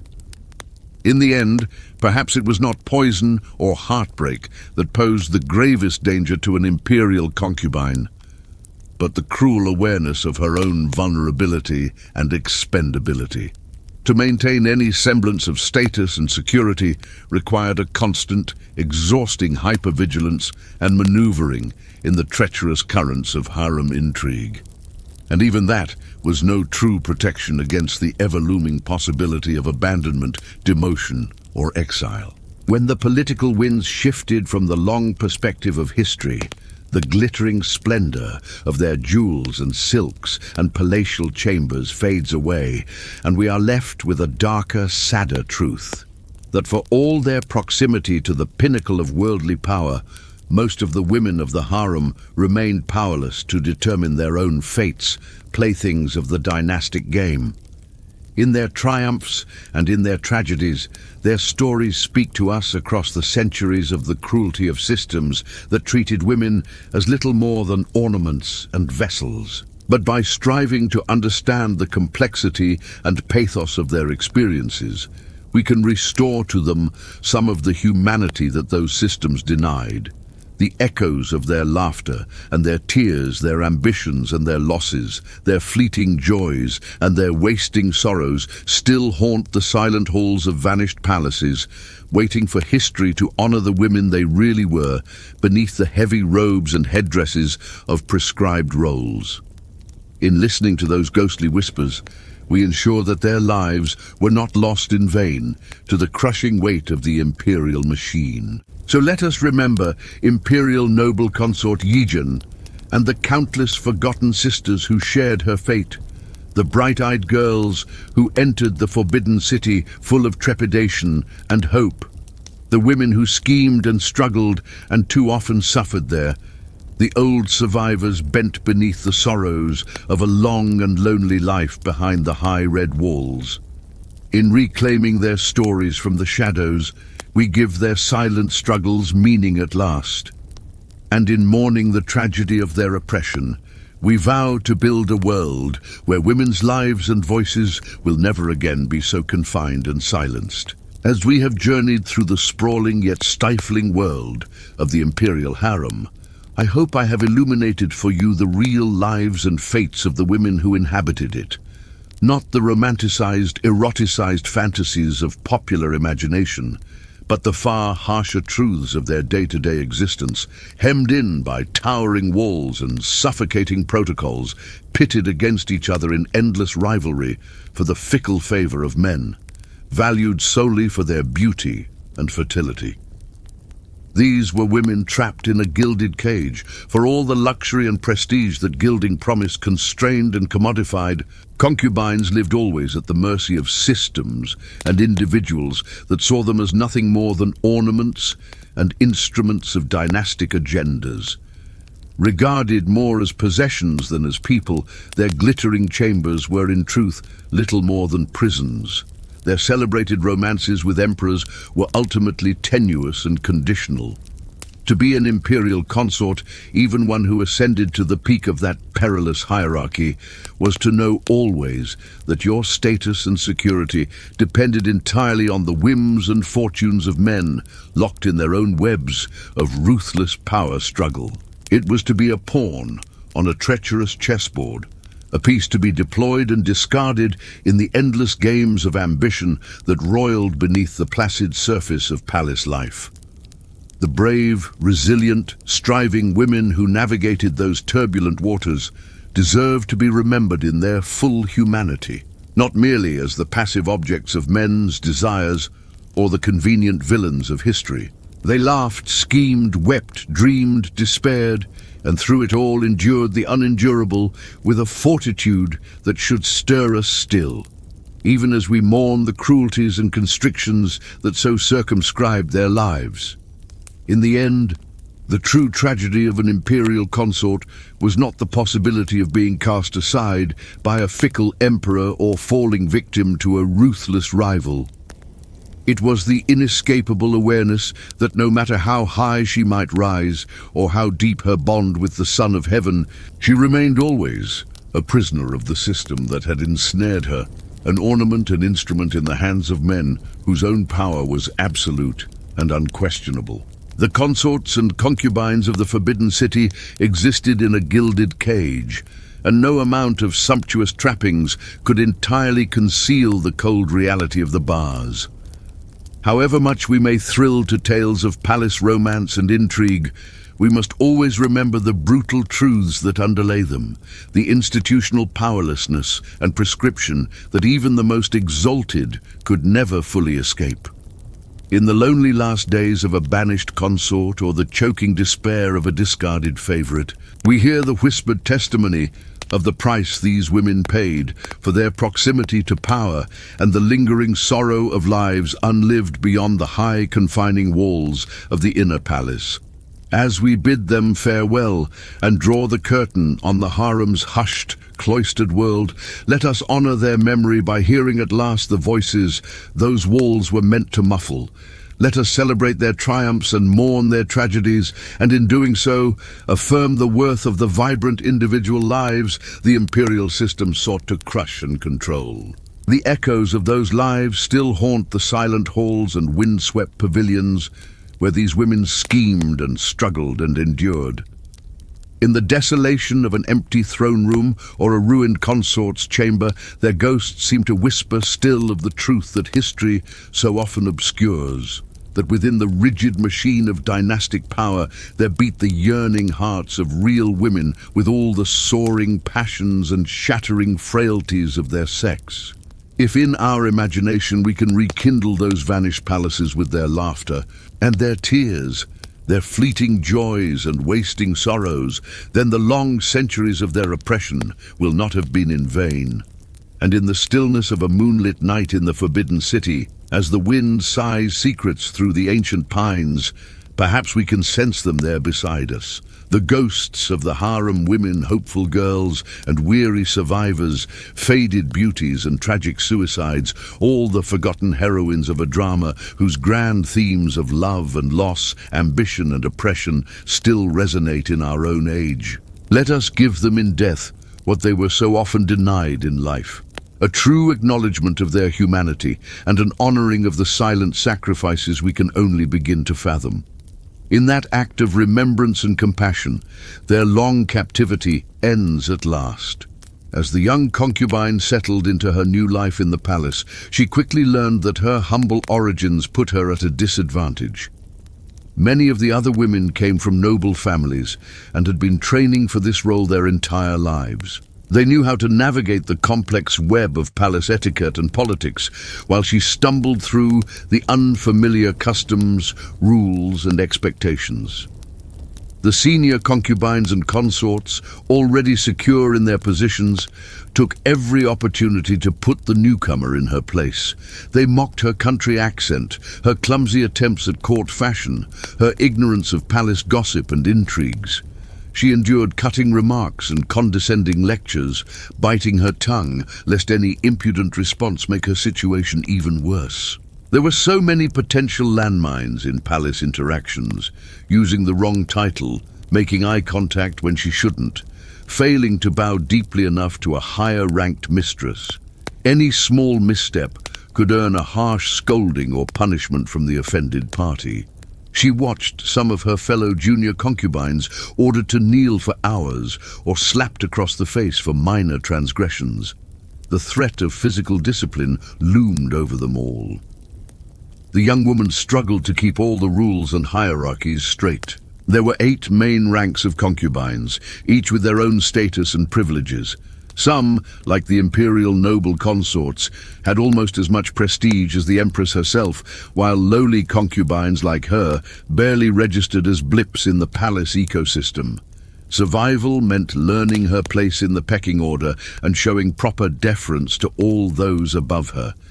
That included not just the emperor's women, but a labyrinth of palace officials, dowager queens, and even senior maids and eunuchs who could easily make a concubine's life miserable if given any offense. Favor and promotions were earned through carefully staying in your lane. She had to remake herself into a refined lady of the court, shedding any trace of her commoner background. That meant endless lessons in everything from poetry and calligraphy to tea ceremonies and imperial court dances. Her country dialect was painstakingly corrected and her rural manners polished away. It was exhausting trying to bend herself to fit this lofty imperial mold. Some nights she lay awake in the dark, bones aching from kneeling, feet throbbing from all the bowing and balancing. So much of her old self, the laughing, carefree girl she used to be, had to be pruned away, replaced by this demure, obedient palace creature. There were whispers about what happened to concubines who failed to adapt. The ones who just couldn't seem to grasp the rules, stay in line, and transform themselves into sophisticated court ladies. Eventually, they would disappear from the palace, quietly expelled in disgrace, sent to live out their days in some far-flung province. The unluckiest ones, it was said, were condemned as failures and secretly executed. All it took was some repeated offense or impertinence to justify getting rid of a troublesome, low-ranking concubine. These were just rumors, of course, palace gossip not to be taken too seriously. Still, they added to the climate of unease. Bit by bit, the bewildered country girl learned to bury her true self, to speak, act, and even think like a member of this rarefied world. It was a difficult, even traumatic adjustment. But what choice did she have? This was her life now, for better or worse. The palace was her home, her universe, her prison. She wasn't the first young concubine to be thrown into the deep end of court life, and she wouldn't be the last. Behind the palace walls, women were reborn or broken by the force of imperial molds. In the struggle to adapt and survive, many quietly suffocated their old identities. For some, killing off their past selves was the only way to endure the present. They hardened themselves, becoming ruthless players in the harem game, willing to betray and sabotage their sister wives, if it meant getting ahead. Others numbed themselves into passive followers, empty vessels for palace rules and protocols. Then there were those who took the transformation to heart, finding a kind of belonging and purpose in perfecting the role of imperial mistress, metamorphosis complete. However they coped, that loss of self, that rupture with their pasts, took a profound toll. Even the most successful harem women, the ones who ascended to the pinnacles of palace status, paid a price. Buried traumas had ways of resurfacing, and the echoes of abandoned dreams and lost identities lingered as dull aches. Our young concubine swallowed those losses as the years flowed by. She learned and adapted, donning her persona as an imperial mistress like armor against the casual cruelties and corrosive atmosphere of palace life. In transforming herself, she found a way to survive, but some vital spark, some core sense of self, grew fainter with each passing season. It would be many years before she could admit even to herself how much that severing of her roots, that burial of her true self, truly cost her. How a part of her withered in captivity even as she mastered the role of court lady. That internal void would ache and twinge for a lifetime.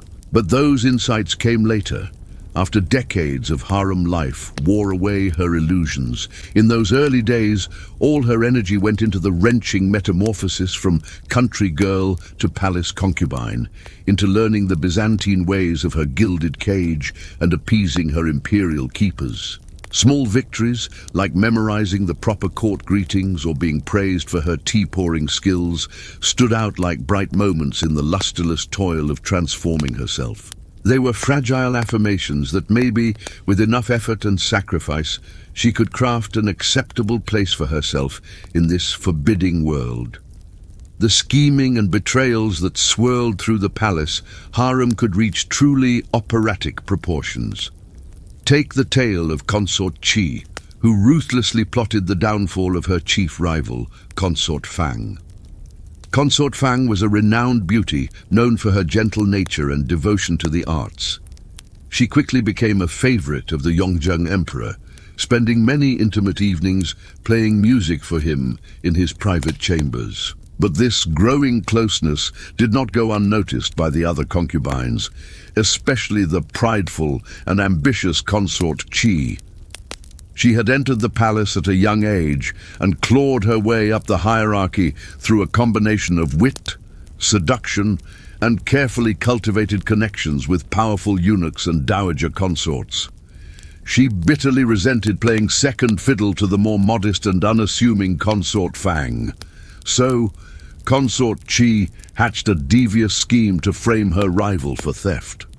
She bribed a palace maid to plant one of the emperor's precious antique jade carvings in Fang's chambers. Then she tipped off the emperor about the supposed theft. When the incriminating jade piece was discovered in Consort Fang's room, the emperor flew into a terrible rage, refusing to believe Fang's protestations of innocence. He immediately had the hapless consort dragged away in disgrace and imprisoned. Overnight, Fang went from the emperor's cherished companion to a reviled criminal. She was demoted to the lowest rank of consort and exiled to a distant wing of the palace, her fine robes and jewels stripped away. Meanwhile, with her competitor out of the way, Consort Qi quickly maneuvered herself into the vacant place by the emperor's side. For a time, she basked in the glow of his favor and the resentful envy of the other concubines. But karmic retribution has a way of catching up to even the most artful palace schemers. A few years later, the same palace maid who had helped Consort Qi frame her rival had a change of heart. Racked by guilt, the maid confessed the whole sordid plot to the emperor. In a poetic reversal of fortunes, it was Consort Qi who now found herself dragged before the furious emperor to answer for her treachery. She was beaten severely and then banished from the palace altogether to live out her days in obscurity and disgrace. As for Consort Fang, she was restored to her former rank and allowed to return to the emperor's good graces. But the scars left by her rival's betrayal never fully healed. According to palace legend, on moonlit nights, The tragic strains of Fang's erhu could sometimes be heard drifting through the palace courtyards, the exquisite melodies tinged with an unmistakable undercurrent of sorrow. Such was the precarious and often poisonous world of the imperial harem, where today's victor could swiftly become tomorrow's vanquished. For even the most favored concubines, power and glory could be fleeting, while resentments festered behind every painted smile. Of course, the greatest ambition a concubine could harbor was to bear the emperor a son. In a world where wives and consorts were ultimately valued for their fertility above all, producing an heir was the one guaranteed path to securing an unassailable position. But the road to motherhood was far from easy for the women of the imperial harem. Becoming pregnant with the emperor's child was an unpredictable affair, subject to the whims of nature and the emperor's fickle attention. A concubine could enjoy a run of nights in the emperor's bed, only to be abruptly displaced when a new beauty caught his eye. For those concubines who did successfully conceive, their trials were only beginning. Childbirth in Imperial China was a perilous undertaking with limited understanding of hygiene and medicine. Too often, a much-awaited infant arrived stillborn, or else a laboring mother succumbed to hemorrhage or childbed fever. Even concubines who safely delivered a robust baby lived in fear that their child might fall sick and die in infancy, as so many did in those times. Until her son grew old enough to thrive and take his rightful place as heir, a royal mother could never rest completely secure.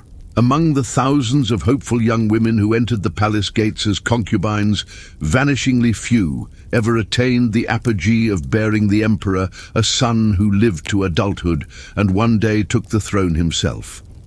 For those rare victors, the rewards of power and prestige were beyond imagination. But for the vast majority, the promise of motherhood proved achingly elusive. The melancholy case of Consort Rong is a poignant illustration of the sorrows that could befall even the most promising of imperial mothers. A daughter of a noble Han Chinese family, the lovely and cultured Rong caught the eye of the Qianlong Emperor as a teenage girl. He was so besotted with his new concubine that he lavished her with gifts and had her portrait painted more times than any of his other consorts. Soon, the delighted emperor received the news that his favorite was expecting a child. The entire court waited with great anticipation to see if the radiant young concubine would present the Qianlong emperor with the ultimate prize, a male heir. But sadly, it was not to be. Sometime during her second trimester, Consort Rong suffered a devastating miscarriage, losing the precious baby boy she carried. The emperor was grieved by the loss of his child, but he consoled the devastated Rong that they were still young and could try again for another son. Alas, despite her fervent prayers to the goddess Guan Yin, Consort Rong's next two pregnancies also ended in miscarriage. With each loss, she sank deeper into despair, convinced that she had somehow angered the gods and was being punished for an unknown sin. By the time she conceived a fourth time, the emperor's ardor had cooled considerably, and he had turned his attention to a new bevy of younger, more vivacious concubines. Lonely and filled with trepidation, Consort Rong spent a fearful 9 months, hardly daring to hope that this final chance at motherhood would succeed. When her pains began, she labored for 2 excruciating days before finally delivering a small but living infant. But her joy was short-lived, for it soon became apparent that something was terribly wrong. The baby, a boy, was sickly and would not suckle. The imperial physicians shook their heads gravely. The little prince's prospects did not look good. For 3 anxiety-filled months, Consort Rong devoted herself to the care of her fragile son, nursing him around the clock and supervising his every treatment. Surely, she told herself, if she just poured enough love and prayers into his tiny body, she could make him live. But it was not to be. On a bleak winter morning, the little prince drew his last labored breath and slipped away, leaving his mother broken-hearted and bereft. All her hopes for a child to love and for the glory of being the mother of an emperor crumbled to ashes. Thereafter, whenever the emperor visited Consort Rong's elegantly appointed quarters, he found her listless and withdrawn, no longer the enchanting companion he had once so adored. After a while, his visits tapered off and then ceased altogether. Consort Rong spent her remaining years in the palace, drifting like a ghost through the halls, forever trailing the invisible weight of her grief behind her. Hers is but one heart-rending story of the women whose hard-fought path to motherhood was destined to end in sorrow. In the imperial harem, the line between triumph and tragedy could be painfully thin indeed. The ancient Chinese believed that emperors were the sons of heaven, their rule ordained by the mandate of divine authorities. But with such supreme power, inevitably came earthly temptations and indulgences. The imperial harem, where the emperor could house hundreds or even thousands of beautiful women to serve his every whim and desire, was the ultimate symbol of both his lofty status and very human appetites. From the Tang to the Qing dynasty, generations of emperors relied on the institution of concubinage to satisfy their wants and ensure a plentiful supply of male heirs to continue their royal line. But behind its veneer of luxury and prestige, life in the harem was a gilded cage for the women confined there. Most were pawns in a much larger game, their fates yoked to the fickle favor of one man.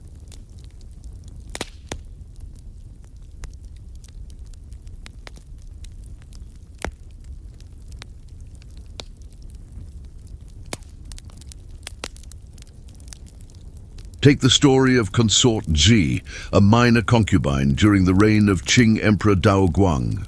Born into a lowly bannerman family, the young girl's beauty caught the eye of imperial scouts. At the tender age of 13, she was taken from her family home and thrust into the alien world of the Forbidden City.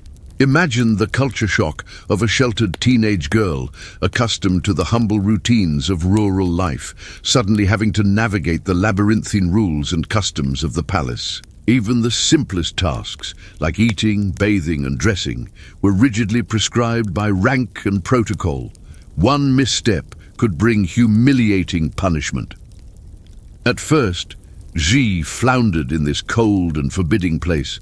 So far from everything familiar, lonely and homesick, she struggled to adapt to the regimented lifestyle and meticulous palace etiquette. The other women, wary of fresh-faced newcomers who might steal the emperor's attention, gave her the cold shoulder. But over time, the clever girl learned to survive, even thrive in her new surroundings. She cultivated allies among the senior servants and memorized the intricate social codes that governed harem life. Most importantly, she mastered the subtle art of pleasing the emperor. Her diligence paid off when she was promoted to a higher rank and moved into her own lavish quarters. Yet even as Consort Ji grew accustomed to palace life, she realized the suffocating constraints of her new position. The women of the harem were all rivals for the rarest and most precious resource of all, the emperor's favor. They schemed endlessly to outmaneuver one another, using every weapon at their disposal: beauty, flattery, sex, even treachery and black magic. It was not uncommon for imperial concubines to befriend palace eunuchs who could serve as spies and allies in their intrigues. Qi heard dark rumors of concubines who bribed eunuchs to poison or curse their rivals. The threat of betrayal lurked around every painted screen and shadowed courtyard. Higher rank brought some protection from the pettiest cruelties and drudge work inflicted on junior concubines. But it also meant a more direct line of fire in the vicious conflicts between consorts. Even the most favored woman could find herself cast out if a new competitor caught the emperor's eye or she ran afoul of plotting ministers and in-laws. In such a precarious position, bearing children was an imperial concubine's best chance at security. Sons were prized above all else, as only they could carry on the royal bloodline. But conceiving was no simple matter. With so many women and so few opportunities to serve the emperor, becoming pregnant was like winning a cruel lottery. Even then, the dangers were not over. Childbirth in the palace was a perilous undertaking in an age of rudimentary obstetrics. Many mothers and babies did not survive the ordeal. Consort Ji herself endured 3 miscarriages and a stillbirth before finally delivering a healthy baby boy. In her relief, she dared to dream of a brighter future at last. Alas, those hopes proved short-lived. As her little prince grew, palace gossip began to whisper that he bore an uncanny resemblance to the emperor's younger brother. Consort Ji found herself accused of conducting an illicit affair, a treasonous offense. Whether the allegations were true or just malicious slander mattered little. Enraged, the emperor had her brutally flogged and expelled from the palace. Cast out into the streets, Ji was spared execution only because of her son. Her family, fearing the emperor's wrath, would not take her in. With nowhere else to turn, the fallen concubine became a nun and spent the rest of her days in an obscure temple. It's said that she wept for her lost child every day until her lonely death. Consort Ji's tragic tale was just one of countless stories of promising young girls whose lives were upended when they entered the emperor's harem. Most did not even attain the fleeting glory she had before her calamitous fall from grace. They lived and died within the high red walls of the Forbidden City, unknown and unremarked by history. The luckiest among them enjoyed some measure of comfort and prestige as favored concubines.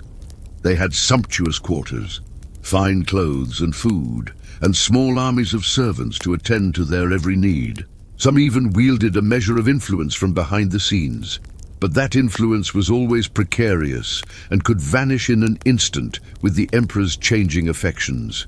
More often, life in the palace was monotonous and suffocating, full of elaborate rituals and stifling decorum to while away the long days. Imperial concubines led cloistered existences, rarely allowed to venture beyond the palace gates. They could never marry for love or choose their own fates. Even their families benefited little from their positions, seldom sharing in their newfound status. And in tumultuous times, when rival factions warred for power or dynasties crumbled, concubines could find themselves treated as little more than political currency. Ambitious ministers and generals fought over beautiful consorts like trophies. In the worst upheavals, entire harems could be put to the sword by rebel forces or invading armies. During the Tang dynasty, a period of relative openness and cosmopolitanism, concubines from distant lands like Japan and Korea were brought to the imperial court as goodwill gifts and diplomatic tributes. One such girl was Yang Gui, a half-Turkish, half-Persian beauty said to have a face that could eclipse the moon. Gui swiftly became the emperor's favorite, rising to unparalleled power and prestige. But her foreign origins and decadent influence made her deeply unpopular at court. When a military revolt threatened the capital, enraged officials demanded her head. Heartbroken, the emperor reluctantly ordered his beloved concubine strangled to appease the rebels. Hers was a more dramatic end than most concubines met, but no less tragic. For all their silk and jewels and proximity to power, life as an imperial concubine was little better than that of a bird in a gilded cage. Pampered and privileged, but never truly free. Most never found real love, joy, or fulfillment. At best, they were ornaments, pleasant distractions to entertain the emperor. At worst, they were pawns in a ruthless game where they had no agency. In their final years, as their youth and beauty faded, many must have looked back on lives filled with loneliness and regret. What dreams and aspirations had they surrendered when they passed through the palace gates?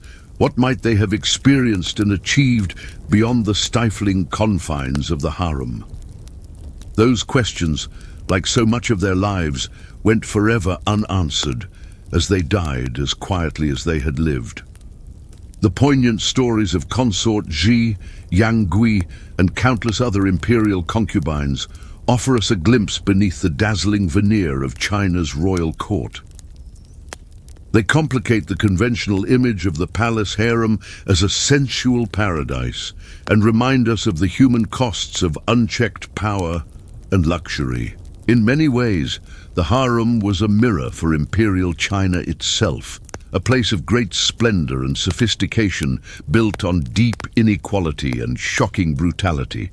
The forgotten sacrifices and cut-short lives of generations of concubines are a testament to the dark underside of a civilization that continues to loom large in the popular imagination. But in the end, perhaps these women's enduring allure lies in their sheer humanity. For all the palace intrigues and rigid hierarchies that defined their existences, they were real individuals with fears, desires, and all too fragile hopes and dreams. Though they lived in the long-ago world of emperors and dynasties, the yearnings and disappointments they experienced were deeply relatable and timeless. In that sense, their stories still have much to teach us, not just about the vanished glory of Imperial China, but about the triumphs and tragedies of the human spirit itself. As we've seen, life as an imperial concubine in China was often a lonely and unfulfilling existence, full of perils, both political and personal. Even those women who managed to catch the emperor's eye and bear his children could never feel secure in their positions. Fortunes could reverse in an instant inside the palace walls. Take the story of consort Qi, who was one of the Yongzheng Emperor's favorite concubines in the early 18th century Qing dynasty. Born to a Han Chinese general's family, the young lady who would become consort Qi was said to be breathtakingly beautiful, with a face like a flower and a graceful, willowy figure. She quickly enchanted Emperor Yongzheng with her classical talents in poetry, painting, and music. Unlike many concubines who had to scheme and fight for the smallest scrap of affection, consort Qi enjoyed the emperor's doting attention. He bestowed upon her lavish gifts, from jeweled hairpins to carved jade objects, and even commissioned a portrait of her to be painted by the famed Italian Jesuit artist Giuseppe Castiglione. But consort Qi was to suffer immense personal tragedies. She became pregnant 3 times, but the first ended in a miscarriage, and the second resulted in the birth of a daughter. In the relentless pressure cooker of the imperial harem, giving birth to a daughter was seen as a disappointment at best, and at worst, a potential threat to a concubine's status. It was only with the birth of a son, Prince Hongzhou, that consort Qi seemed to secure her position. Sadly, the infant prince died before reaching his first birthday, plunging consort Qi into despair. The emperor, despite his apparent love for her, now kept his distance, his ardor cooled by her failure to provide him a surviving male heir. As so often happened in the imperial harem, a formerly favored concubine found herself sidelined and neglected. Only a few years later, Emperor Yongzheng himself suddenly died, leaving the throne to his son by another concubine. In the brutal tradition of palace successions, consort Qi was cast out by the new emperor, forced to leave the glittering luxury of court for a Buddhist nunnery, where she was to live out the rest of her days. We can only imagine the trauma of being ripped away from the only home she had known for decades, severed from her one remaining daughter, and abandoned by the court that had once exalted her. The story of consort Qi is just one small thread in the vast tapestry of sorrow that so many generations of imperial concubines experienced. These were women from all walks of life, some born to privilege and others to poverty, but all ultimately shared the same fate of being used as vessels and adornments for the emperor and the dynasty. They were pawns in a much greater game of power where their individual desires counted for little. And yet, as we drift off to sleep tonight, It's worth remembering that each of these countless concubines was a living, breathing, feeling human being with her own dreams and dreads, loves and losses. Though they lived their lives behind high crimson palace walls, rarely recorded in official histories, the whispers of their stories still reach us centuries later. The midnight intrigues, the valiant struggles to survive in a system stacked against them, their few triumphs and many tribulations, these are all part of the bittersweet hidden history of China's imperial concubines. So the next time you see a TV drama or read a novel romanticizing the lush, steamy world of the imperial harem, spare a thought for the real women who lived and died within it. They were not, for the most part, conniving seductresses or helpless victims, but complex human beings making hard choices within suffocating constraints.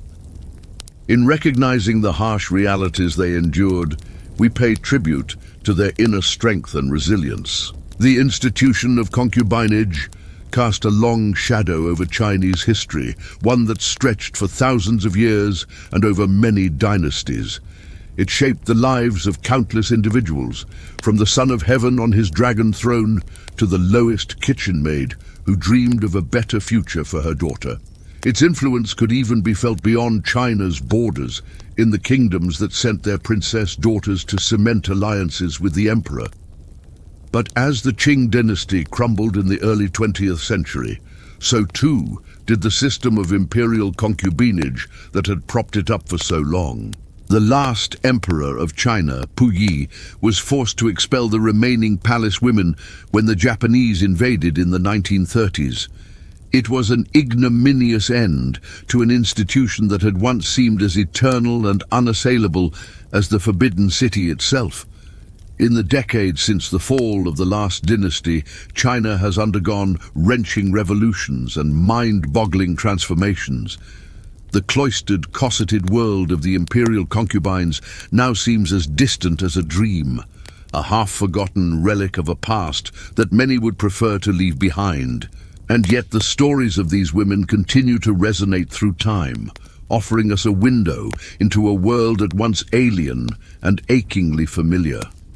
For all the silk and spices, the palatial gardens and exquisite furnishings, the life of an imperial concubine was, in many ways, a life of emptiness and sorrow.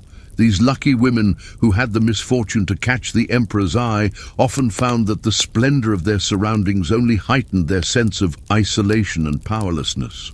They were denied the basic human freedoms to love, to choose their own fates, to find meaning and purpose beyond the narrowly circumscribed roles assigned to them.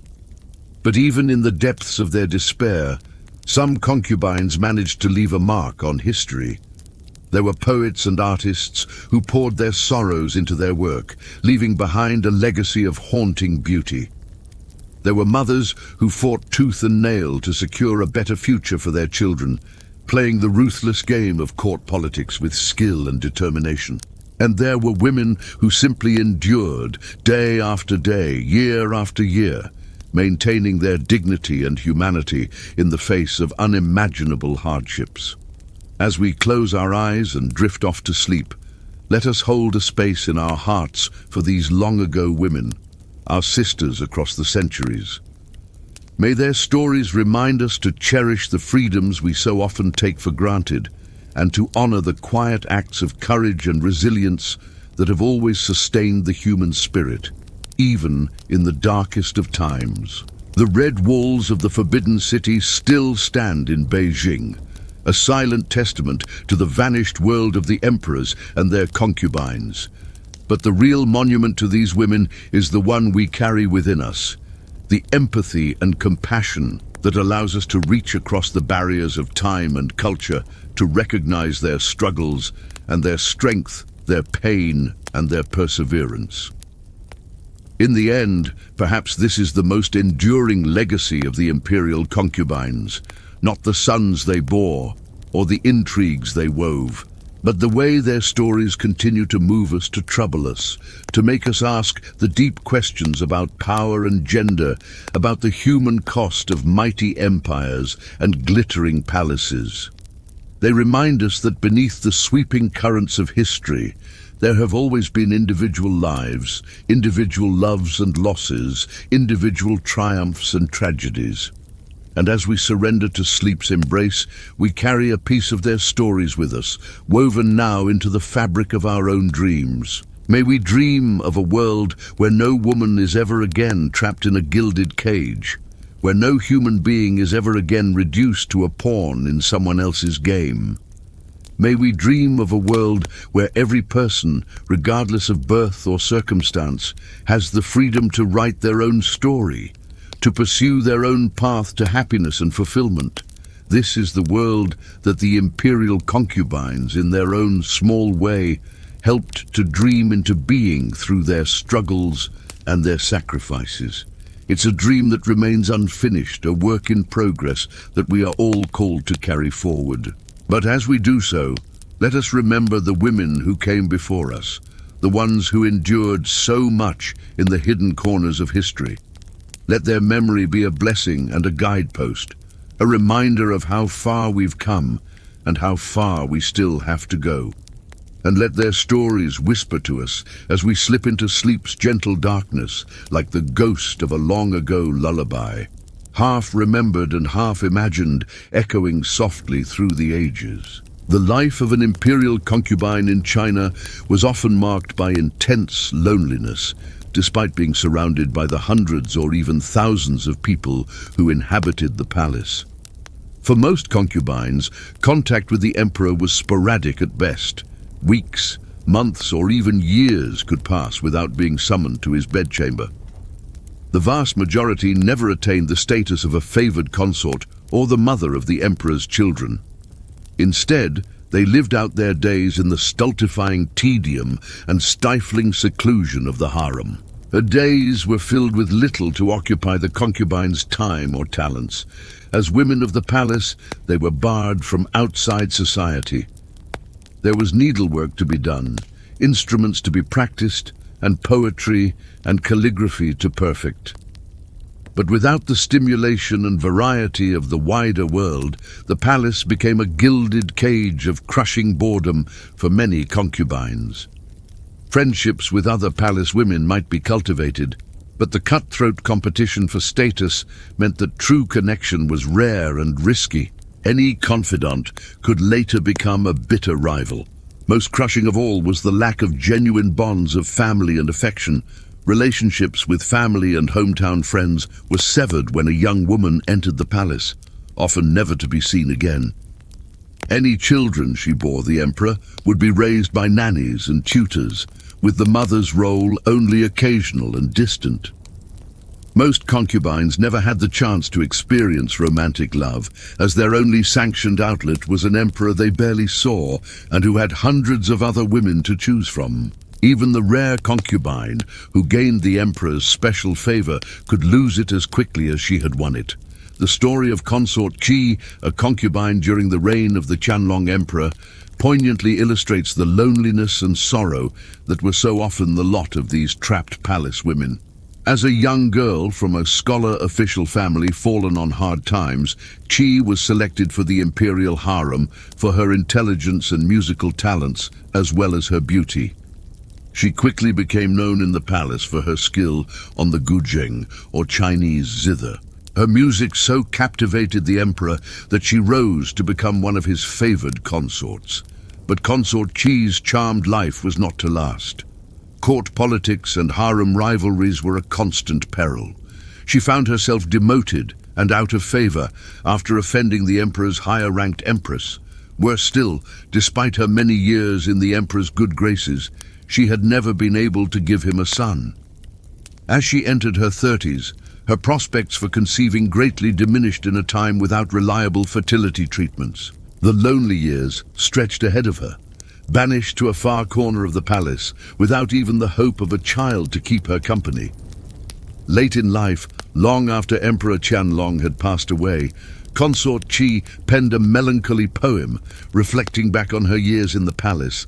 Spring flowers, autumn moon, how many passed me by, locked in secluded halls, such a small world.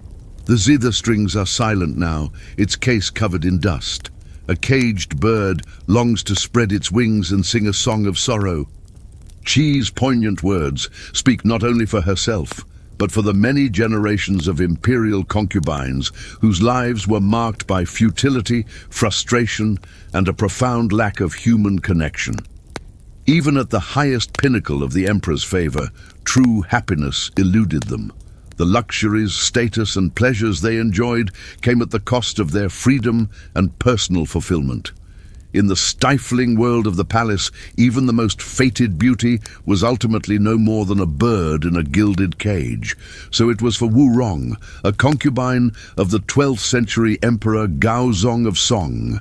A renowned poet and painter, Wu caught the emperor's eye with her refinement and soon became his cherished companion. For a few golden years, she basked in his adoration, with every poem and painting lavishly praised. But Wu had the misfortune to become entangled in the vicious power struggle between the emperor and his chancellor, Qin Hui. Falsely accused of using sorcery to bewitch the emperor, the hapless concubine was demoted, expelled from court, and imprisoned. She was only 26. Wu Rong would languish for 2 decades in captivity, her youth and beauty fading within the walls of her confinement. It was an abrupt fall from the dizzying heights of imperial favor into the depths of obscurity and isolation. Even after she was finally released, an embittered Wu chose to live as a hermit rather than return to society. The wounds inflicted by the palace ran too deep. As she wrote in one haunting poem, "Recalling the splendors of those vanished days, the memory seems like a spring dream that will not stay. That glittering world held only fleeting joys.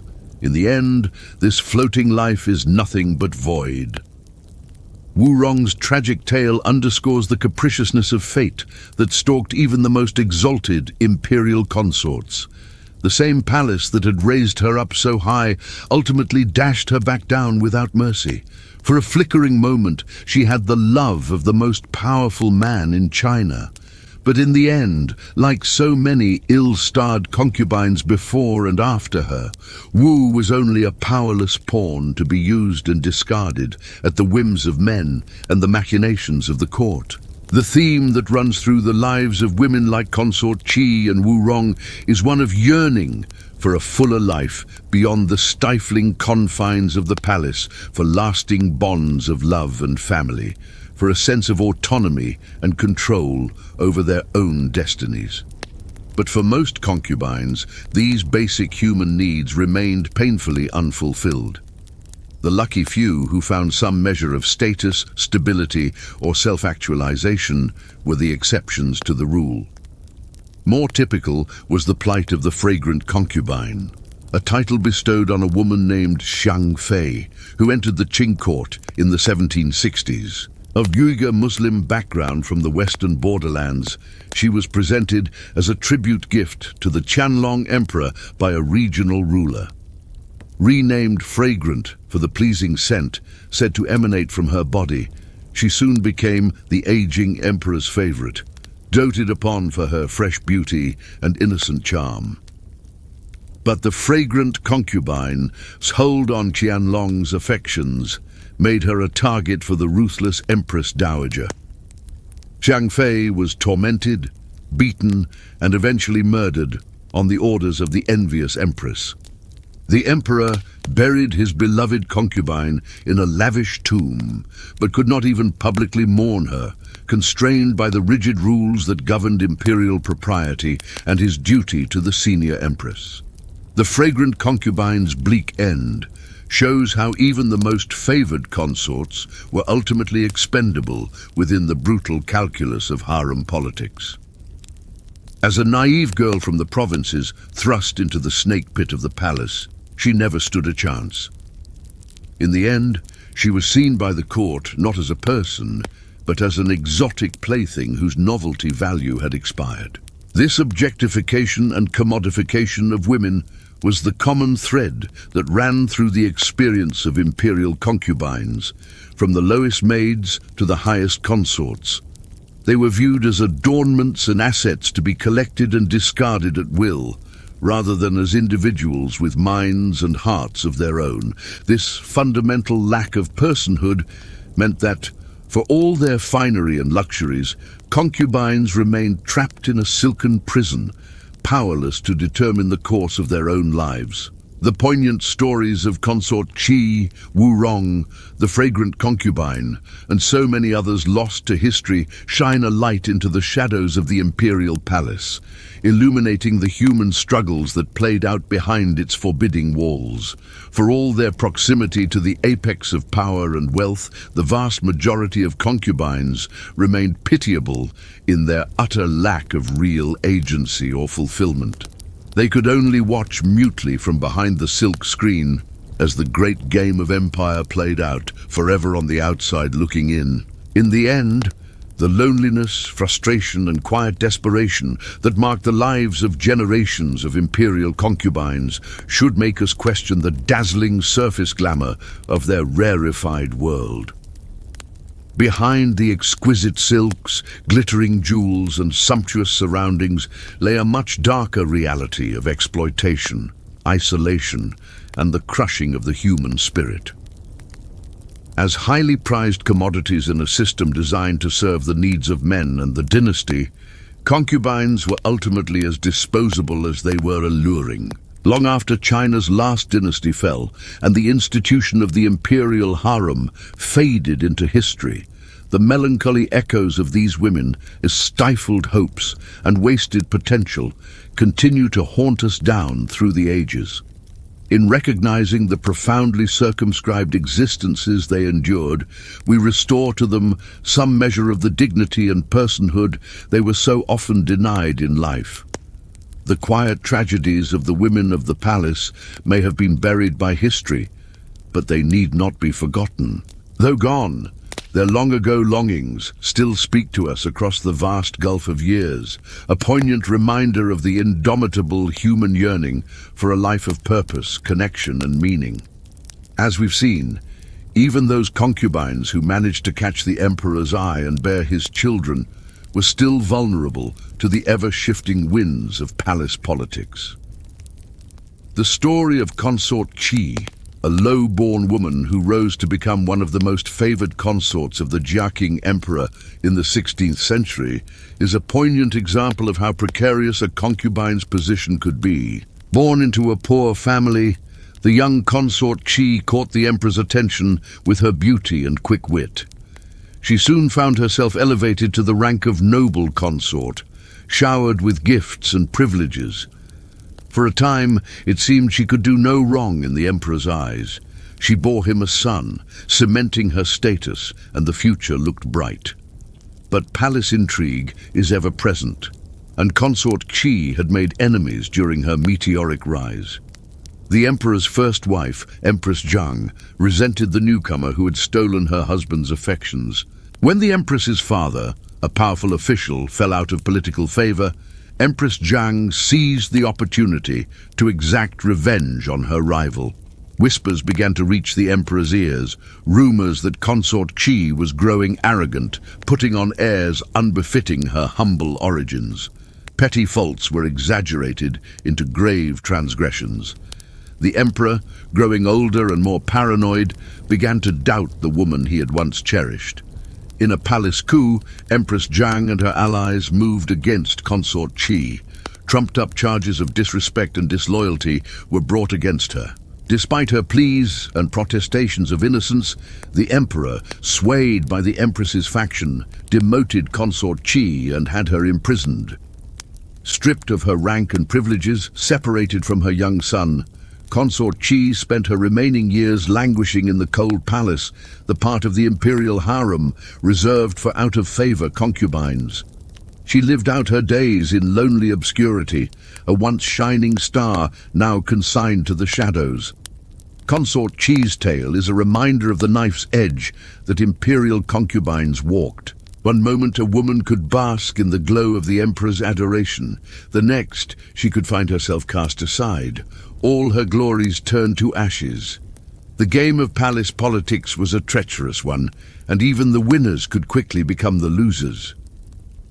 In our final story, we turn to the turbulent years of the late Ming dynasty in the 17th century. As rebel forces closed in on the capital and the imperial court descended into chaos, the palace concubines found themselves tragically caught up in events beyond their control. The Chongzhen emperor, the last ruler of the Ming, was a paranoid and erratic figure. As his grip on power crumbled and his enemies approached the gates, he lashed out at those around him, seeing conspiracies and treachery on all sides. In a fit of desperation and madness, the emperor ordered the mass suicide of the palace concubines, convinced they would otherwise fall into the hands of the invading rebels. The women, most of them no more than powerless pawns in the game of dynasties, had no choice but to comply. On the night of April 25, 1644, the concubines dressed in their finest robes and jewelry for the last time. In a grim ceremony, they drank poison from small silver cups, their lifeless bodies arrayed around the imperial chambers. The emperor, his wife, and his closest courtiers followed suit, bringing an end to the once glorious Ming dynasty in a final orgy of violence and despair. It was a tragic and senseless end for the hundreds of palace women who died that night. Most had entered the imperial harem full of hopes and dreams, only to find those dreams dashed against the cold realities of court life. In their final moments, they were stripped of even the small modicum of agency and dignity they had clung to. As the dawn rose over an empire in turmoil, the bodies of the loyal concubines lay still and silent, mute testaments to the cruelty and capriciousness of the system that had consumed their lives. Their sad fate is a poignant reminder of the human toll exacted by the glittering facade of imperial power. Throughout this series, we've traced the stories of the concubines who lived and died in the palaces of Imperial China. Though they came from different backgrounds and met various ends, their experiences speak to the common themes of powerlessness, loneliness, and thwarted hopes that defined so many of their lives. For all the romantic myths and literary fantasies surrounding the imperial harem, the reality for most concubines was a far cry from the beguiling tales of passion and intrigue. Beneath the sumptuous robes and glittering jewels lay a world of cutthroat rivalry, precarious fortunes, and stifling restrictions. The lucky few ascended to dizzying heights of favor and status, but even they walked a tightrope, always one wrong move away from disgrace and ruin. The unlucky ones whiled away their years in obscurity and frustration, their youth and beauty squandered in service to a system that saw them as little more than disposable vessels.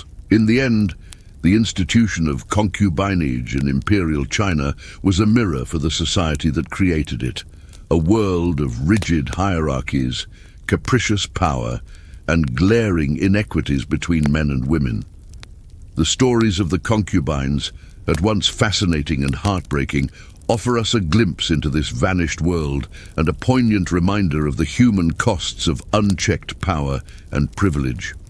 As we close out this series, I hope these tales of the women who lived and loved and suffered in the imperial palaces have shed some light on a little explored corner of history. Their voices echo through the centuries, inviting us to pause and reflect on their struggles, their triumphs, and their tragic fates.